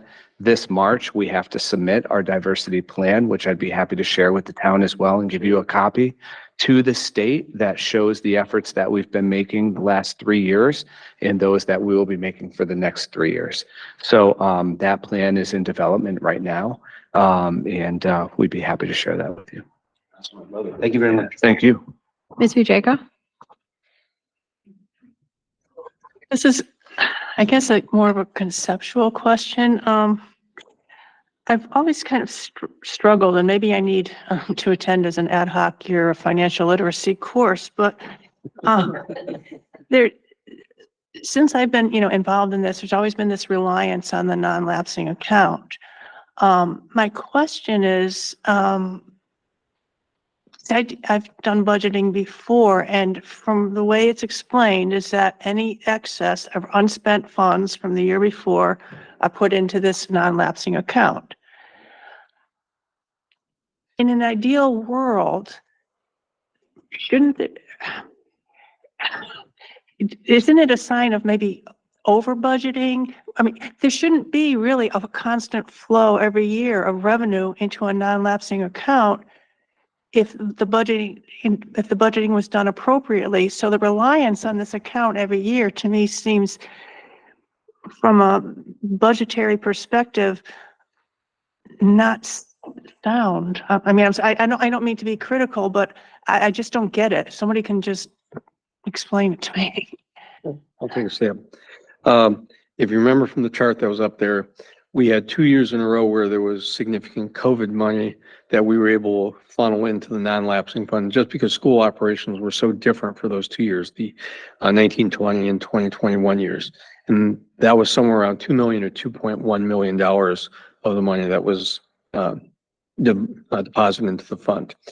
In addition to that, from the inception, we had a decent amount of money put into the fund, but over the last 2 years, there was no deposit. I do not anticipate there will be any this year, and I'm not optimistic about next year just because of the overall financial challenges the district is going to be facing. But there shouldn't be a deposit every year if the budgeting was Right. on So as of target. right now, we're about $2.6 million in the fund, and we can attribute $2.1 million of that to the COVID bonus that we got for those 2 years. So that's $500,000 of resources that are sitting in this fund over 7 or 8 years of operation. That, on a $75 to $80 million budget over that time is not a very high percentage, maybe 0.1%. The bigger part from a budgeting approach is what is the planned utilization of the money? Since the Newington one was in place, it's always been used as applying the dollars to operating expenses. Other school districts have it restricted where it's just for capital improvements or larger projects. So that savings account gets invested in one-time items that don't necessarily add to the budget base every year, that it's going to be reinvested in personnel. Now, both have their value to the school district, but since ours has always been used as the reconciliation tool over the last few years for budget on the operational side, to escape that means that that is not the purpose any longer. So even if it's informal, says, all right, whatever's in the fund is just for, it has to be for projects $300,000 or higher that don't make it through budget. And you have the ability to supplement and reinvest in the physical plant and in the resources of the district. So a lot of it is just based on the approach that the political leaders want to have in the town, if it's going to be used for operational expenses or capital projects, or we want it to do both. Those are the, kind of steers you towards certain decisions coming out of how the funding and building of the budget happens at the beginning of the year. In this year's version of the budget for 23-24, there's a built-in reliance on the non-lapsing fund for a little bit over $1,700,000 of that 2.5 million that's in there right now. So if everything comes out according to plan at the end of the year, we'll have around $800,000 left June 30th that can be applied toward next year's budget or whatever we want it to do. I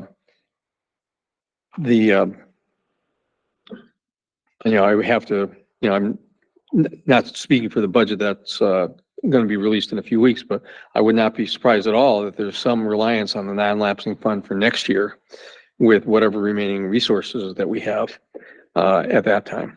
So a lot of the time, and I know the last couple of years that we were doing this, the decision-making around budget reconciliation April drove decisions about what we needed to do with the non-lapsing fund. So earlier, a year ago, we had over $1 million in the original plan to be drawn down from the non-lapsing fund to be used to reconcile last year's budget. When the budget reconciliation came into place, so it's basically stop the presses, we're going in a different direction. We now need to save money in order to have more in the non-lapsing fund. So it puts a clamp on the spending and activities during the last part of the year in order to try to preserve resources in the non-lapsing funds, so it'll be available for the following year. So you are in a situation where the decision-making is tactical in nature. It follows the political decisions that lead the path to whatever direction we need to go. And no one is right or wrong. It's just these are the consequences that come out of a arrangement where the non-lapsing fund is generally used to deal with operation budget issues, or the BOE operating budget appropriation, and how to supplement or manage that in the best interest of the town and the board. So I have a short answer to that question. You can tell by this chart, the only I intentionally put just the years I've been here so I could speak to it with a fair amount of authority. Those first 2 years where we had money to put in non-lapsing were COVID years, and we just had fewer expenses than we could have anticipated because no one really knew what a pandemic would do to a school district. These next subsequent years, you can see all zeros. We anticipate no residual monies at the end of the year. And I appreciate your logic, Councilman Draco, because you're right. Ideally, you budget pretty close to what you need, and then there shouldn't be a lot of money left over, especially in a public entity where cost-cutting measures are important. I think the reality, though, is in recent years with COVID impact and these unprecedented grant monies, we just had some residual money. I can't speak to beyond 5 years ago, but I know we spend a lot of time trimming the budget so that we are as close to what we need as possible. Obviously, you don't want to be so close there's no margin of error, because inevitably there are unexpected expenses, things break. Anna Reynolds had a heating issue today in the pre-K classroom, things like that you just can't predict. But yeah, I think budgeting as close to what you need is the prudent thing to do. I can only speak to those 2 years where we had, quote, money to put in the non-lapsing. It was a direct result of COVID and the expenses that went down and then the grant money that went up. So I don't know if that helps, but that would be my very short answer to that question. I'll go Kathy and then AJ. I just wanted to ask a question about the math positions that are not going to be refunded or, there again. Do you feel that they are not needed, or that there's just no ability to fund them? And do you know, I don't know if you know offhand, like where we stand with our math scores? Are they above average across the town? It just seems like a really important position, I would think, but I'm not an expert. Well, you're exactly right. Our scores are above the state average, but they're not where we want them to be. And the impact on COVID on students in math and reading is still being felt. No, I would rather keep those positions. But when we decided to use some of our COVID resources to fund positions, it was with the understanding that as those dollars went away, we would not rely on those positions. So trying to be true to our word on that. Some of the positions I've left in are multi-language teachers, because I cannot get rid of them because we have kids that need that service. Intervention services are not as legally mandated as ML services, so we have to make those really tough judgment calls. And that's what we did, So just to be clear, we need these positions. Yes, we do. I mean, our services, people often say, well, your population's going down. It's kind of stable, but certainly there's less kids in Newington than when I went to school. But the kids are more complex. They are much more complex than they were 30 years ago. They have much more diverse needs, both linguistically, educationally, emotionally. That's the interesting conundrum of a slightly different population or smaller population, but a needier population. Thank you. AJ. Hey there. Back to this non-lapsing fund, because Councilor Draco got my head going now. I knew it was going to get a lot of attention. Yeah. How long has this been established, this fund? Oh, boy. But well before my time. Before, okay. All right, so it wasn't made because COVID or anything like that. No. Yeah. No. So is this essentially just kind of like a rainy day fund where surpluses go into? Yeah, I to guess you could simplify it? compare it to the town's general fund, Yeah. but on a much smaller scale. Okay. Because we don't get a lot of revenue. It's just strictly money left over. We don't get tax revenues or anything. It's just money left over. That Okay. helps. I just want to understand like what the fund actually was. So that's all. Yeah, and it was a state law that was passed where I guess other districts must have been in the same boat and asked the state legislature to allow for some retention of any monies left over at the end of the year. I vaguely remember the year it was passed. My previous district did not have this. So if you had any money left over at the end of the year, it had to go straight back to the town. there typically wasn't a whole lot left over, but in the case of this legislation, and now is permissible, in fact, it could be up to 2%. The cap here is 1%. Yeah, I'll just add, because it is a kind of weird concept, but it's kind of like a savings account.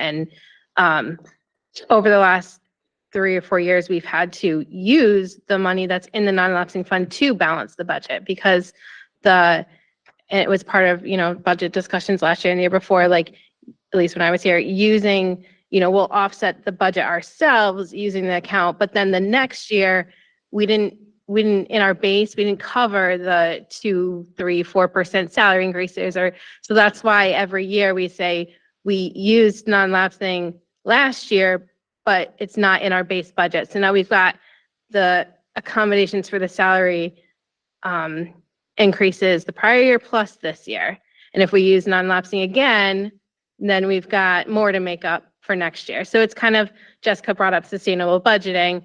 When we don't get the increases that are required to meet our contractual obligations as one, which is a huge, we just talked about, was $50 to $54 million in our budget, which is a huge percentage, then we're kind of in a hole. So we've been in a hole, and the percentage increase over the last 7 years, averaging, what was it, 2.9%, is not enough to cover even contractual obligations for the last 7 years. So we're kind of just using it to balance our budget, but it's not, the budget itself does not account for all the money that we need. So we're not putting money in the last 4 years because there's no money to put in. It's just, we're kind of dipping into our savings. So now, probably with this year, we won't have any left over. The fund balance will be 0, and then what else what's going to happen to be determined. Right. So, Mr. Nagel. I can speak loud enough without it, but here, unfortunately. I'm surprised that I actually know what you have been talking about, having done this a number of times or listening to whatever. It is perplexing, and it is complicated. It's not as easy as one might think.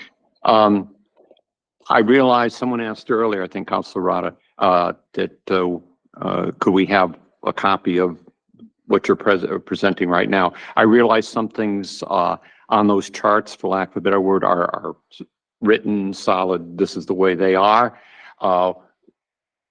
At a later time, when we get more specifically on the council side in terms of specifically what you're presenting, will any of those figures change? And if so, can they be provided in those charts to make it as clear as possible for those of us that don't know or haven't quite understood the intricacies of what you're dealing with?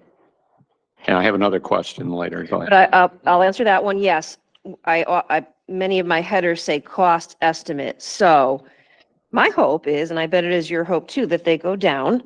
And that would be the goal. But yes, we often show in presentations sort of how we've cut the budget and some of that reduction piece. But based on your request, if these numbers change, which I hope and think they will, we'll show the lower numbers, or hopefully not higher numbers. I think we intentionally tonight put out numbers that would be the absolute highest, like the insurance, as I mentioned, I'm hoping goes down.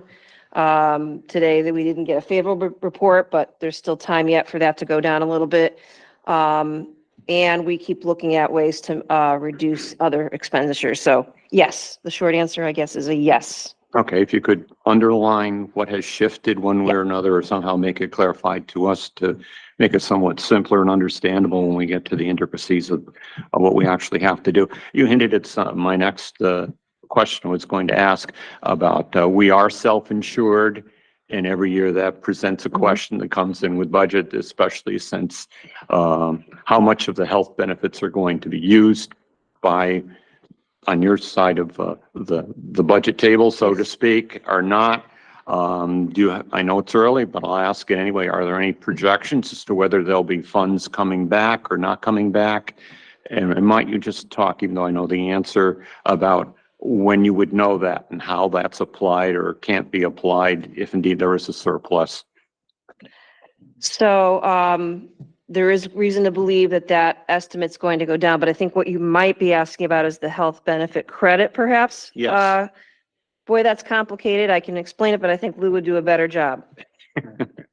Real simple. I know what you're All gonna right, say. we're I quoting do. you on that, Lou. Our Short claims- answer. Claims incurred through the end of December were right around 100% of the target. Okay. That basically would mean there's no meaningful health benefit credit coming out of it.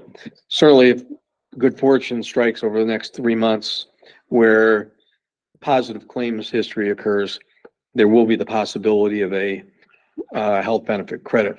But I don't think our range in the window of opportunity right at this point is anything more than $0 to $100,000 of a benefit. And that's, incorporates good luck and good returns over the next 3 months to get there. So it isn't like other years where there have been substantial amounts and the projections come forth But one of the things that realistically changed by you, but then there seemed to have been a lot more. Right. Well, up until about 4 or 5 years ago, the prescription rebate was incorporated into the ask, where the way the plan evolved with Anthem is like 3% health or prescription rebate that accrues back to the plan for all the activity that happens. Is we in essence were paying in 103% of the plan cost, knowing at least 3% is going to come back because of the drug rebate. They changed that a few years ago, where the budget numbers that we get from Lockton are net of that. So instead of the 103%, we just get the 100%, and the bulk of the prescription rebates are built into the cost we have to pay into the plan every month. There is a little bit of a residual difference at the end of the year because you can't get it perfect, but that has not been a lot of money. I think it was $30,000 last year, is what residual came back to the board on their side of the plan.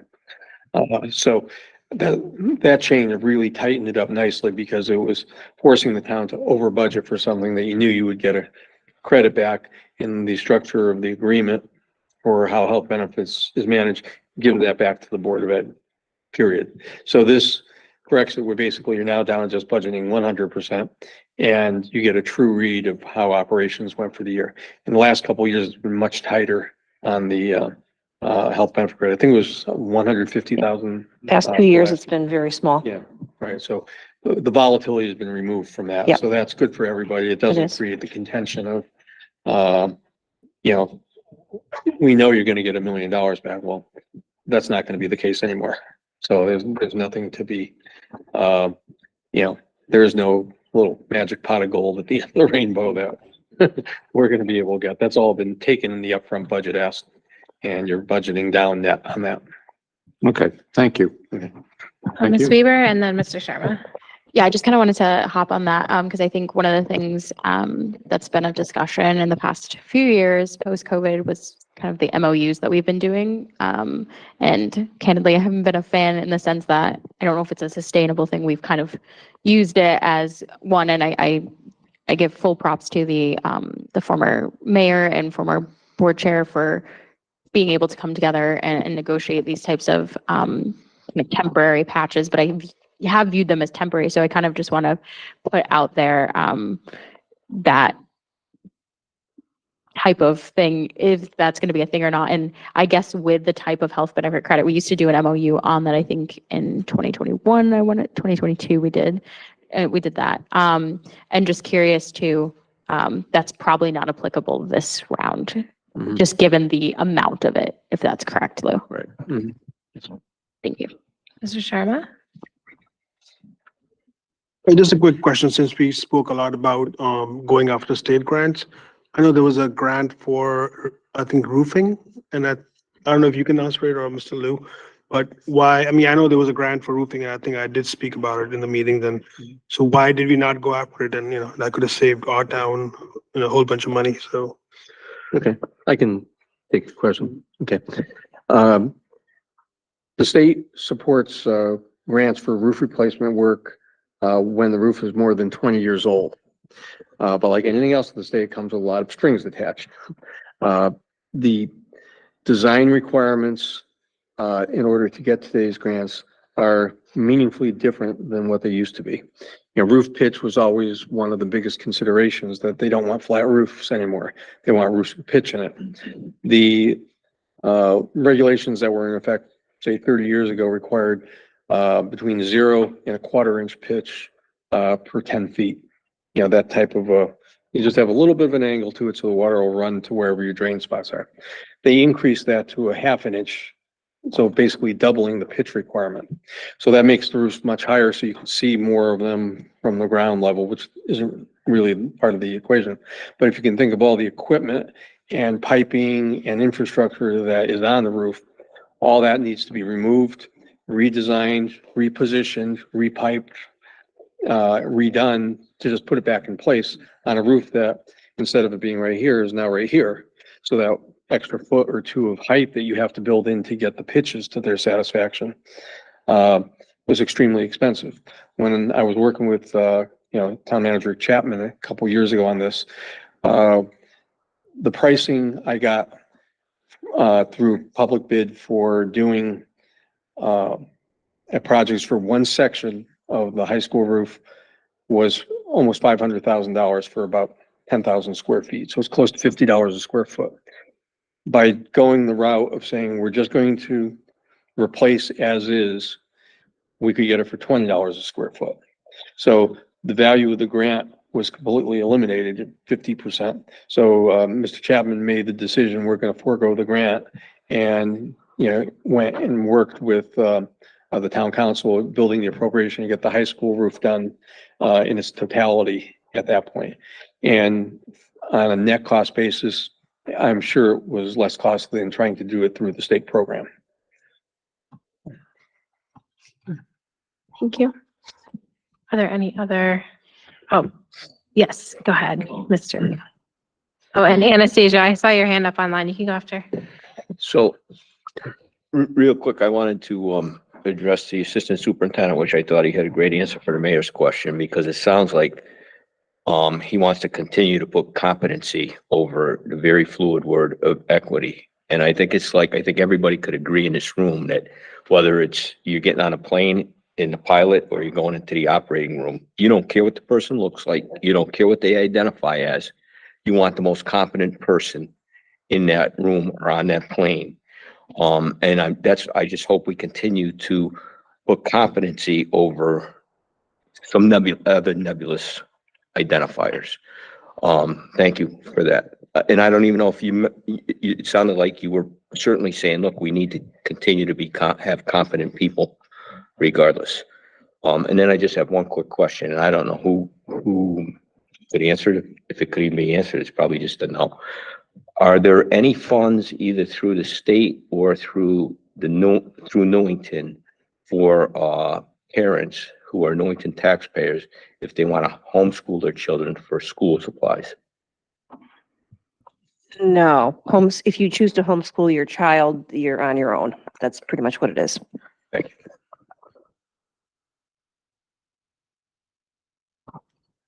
Mr. Plord. Oh, I'm sorry. Ms. Yap, did you have a question? I just wanted to make a statement. So,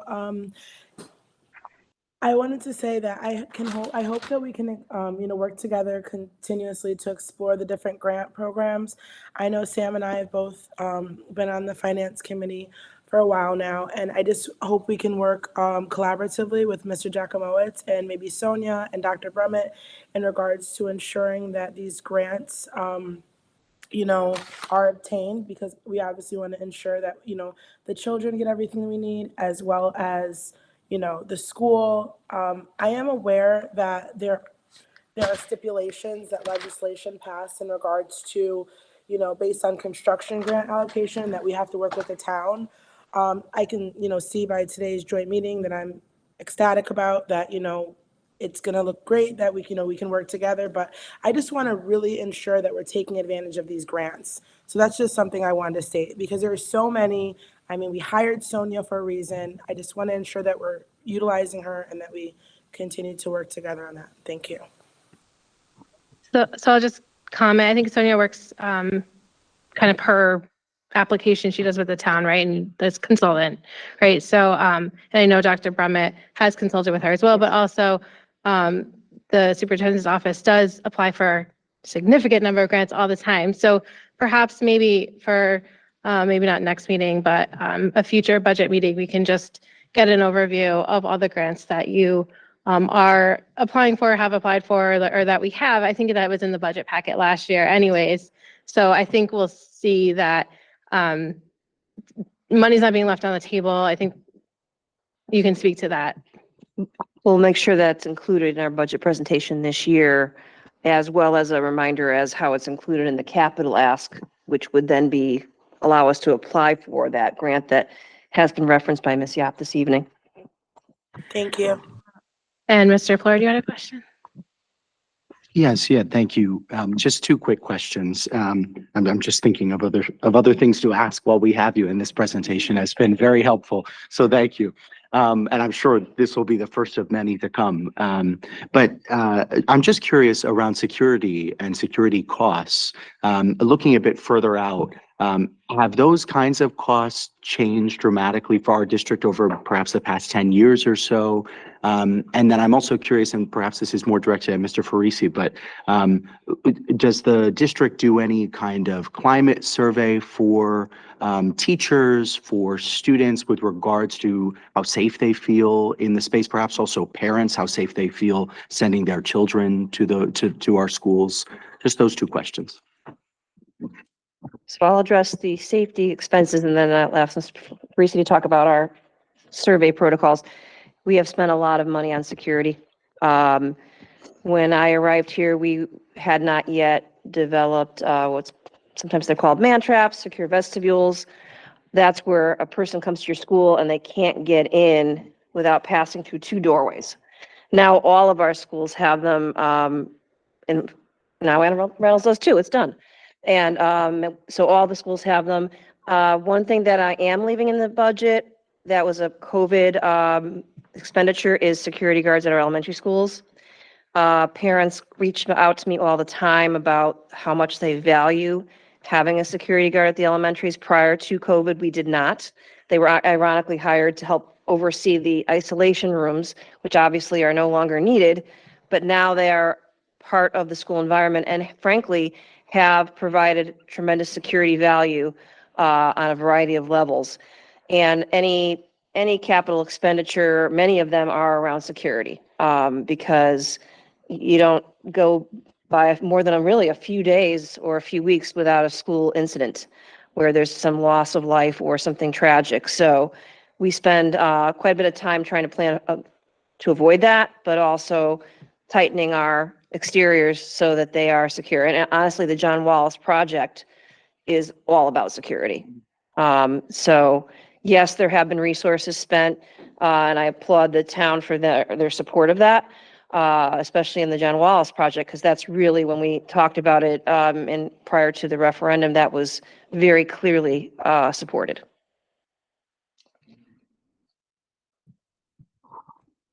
And just on top of that, the team is phenomenal. You know, like Dr. Brumman said, we have one in every school now, 4 at the high school with a security officer as well, led by our director. So the second part of your question, could you repeat that again? Yeah. Sure. Thank you. The second part was just, I'm curious if there are any climate surveys or anything like that that yes. happens for teachers, Sure. students, parents. So we have a number of surveys. So annually, a survey goes out to our families, and it does ask questions about, you know, climate, safety, comfort level of both children and the families, how welcoming are our schools, a number of questions that really address the climate and how safe folks feel here at Newington Public Schools. And then equally the staff have that survey as well. So we do students, staff, and community, so family members. And so we put those out annually. In addition to that, we take all that data and we have teams here in district, one at the district level, and then one at each school that take that data and look at it annually, review it, set goals to improve the climate and culture of the school, and then do their own, I would say, kind of checkpoint surveys, maybe 2 or 3 throughout the year, to see how if our improvement efforts are working or not. And then again, that annual one comes through and we really kind of hone that data in and look at it. So that's kind of the system and structure we have in place. We have a school climate plan that's published on our website. It's a mandated law that we have one, and it kind of it would address everything that I just shared with you on how we operate and do the work. Yeah, thank you. Appreciate that. Any other questions? Yes, Brittany. So I just had one question going back to that non-lapsing fund. Is there a way we can get the figures before 2019? Just because I'm concerned, it seems like we formed a dependency on it these past few years. And if it does go to zero, what that's going to mean in the future. Quickly doing the math in my head, 2019 before the COVID funds, we had about $1,020,000 in it. And I'm curious if it ever went to zero before, or if this is just a new trend that we're, going on. Absolutely. Great question. All right. So if there's no other questions or comments, we'll move on to public participation. So anybody in the room or online can raise their hand or come up to the table to speak. Sure. We can make room for you. Seeing none. All right, remarks by board members, and I'll open up to remarks by counselors as well. So I can just go around the table if you have something to come on, go ahead. I just think this is great. We have to make hard decisions and we always see eye to eye, but I think this is a big step to making sure that our town government is unified. And we have a diverse understanding of what our voters are asking for, because we all are in these seats for different reasons.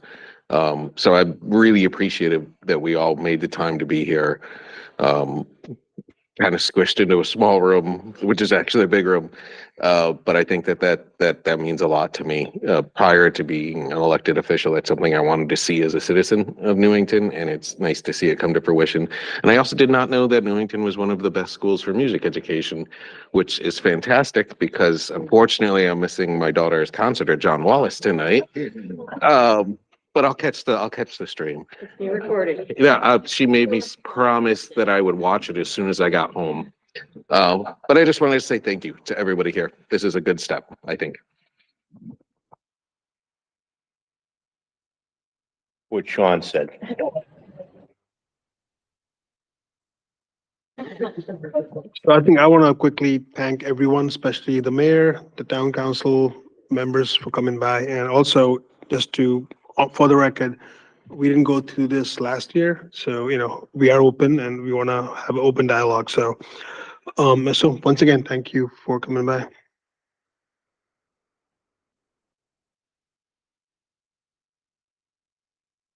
Sure, I'll just echo what's been said. Thank you, Dr. Brummett. Thank you, Chairwoman Parati, Lou, Mr. Farisi. Thank you so much for holding this.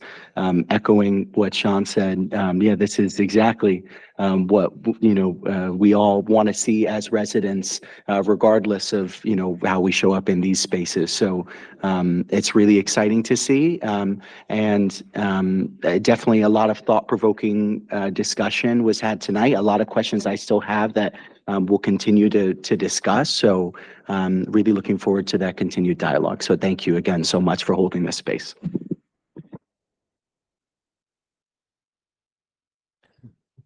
Excuse me. I just thank you all for having this. I appreciate the fact that we can have this discussion, and I look forward to more discussions. I would just say we're all in this together. Thank you very much.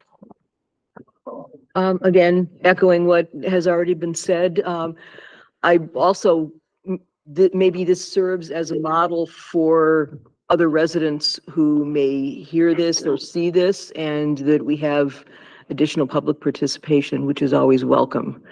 I know Board of Ed and Town Council side as well. So thank you, and I'm looking forward to further discussions.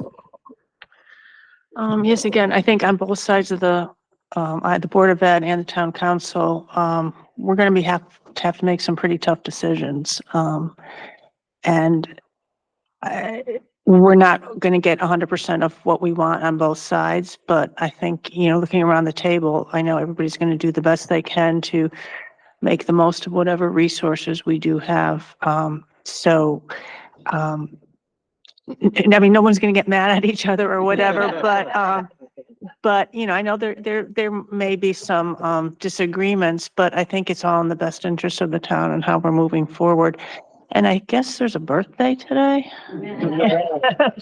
Should we sing happy birthday to you?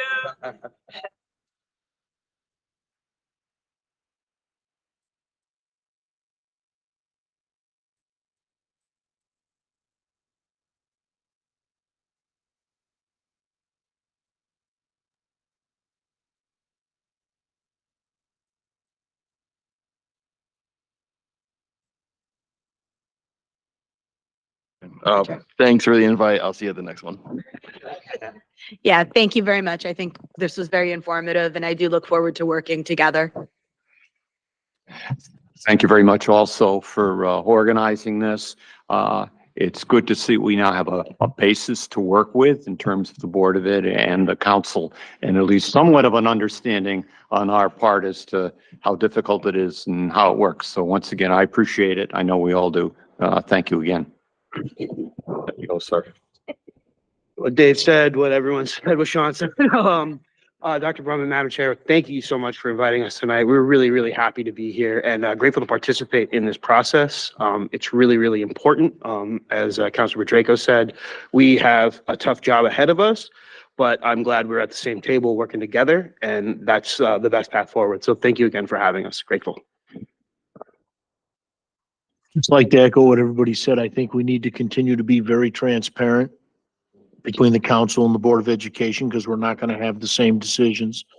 I just feel it's important for our citizens who watch us to see it being open and understand it. And it's good all around.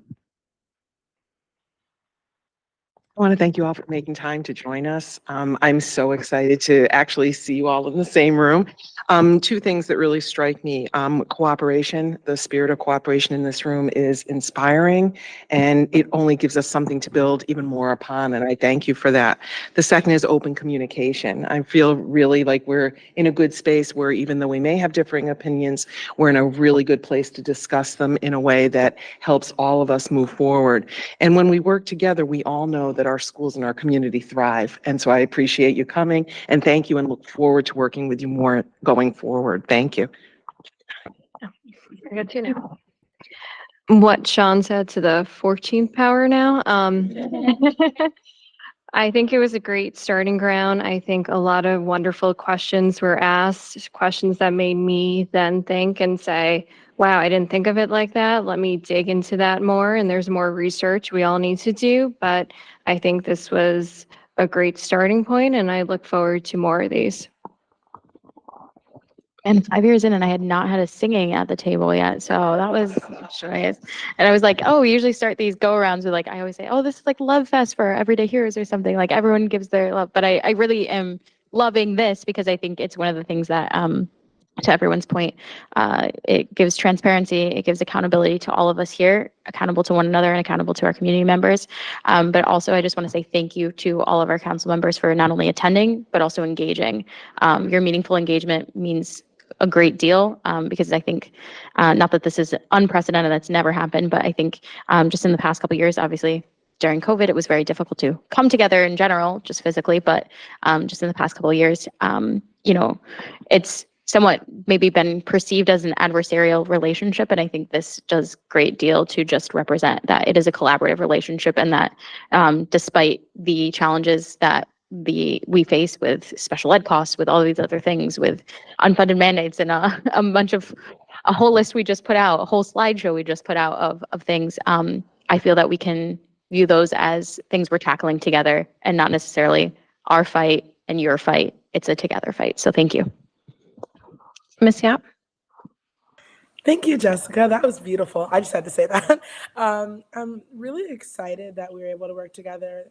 This is gonna be my 30 on the board, and this is, hasn't happened before. I'm really excited that all of us are, here, able to work together. I really look forward to having more meetings like this. I think it gives us all a better of an understanding of, each side. That's all I wanted to say. I'm just really happy that this happened. So thank you everyone for attending. And I look forward to more meetings like this.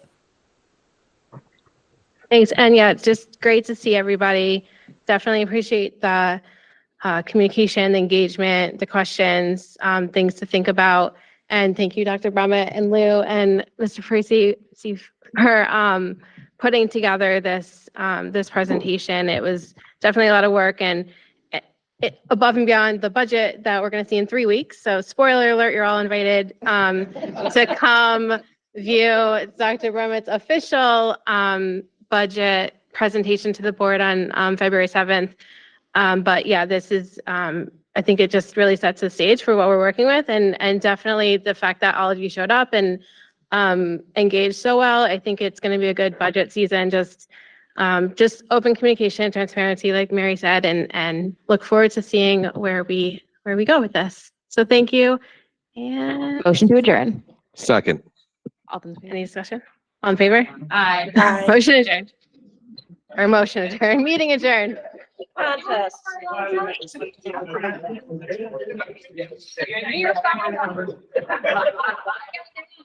could have it when it's like, we're all up to.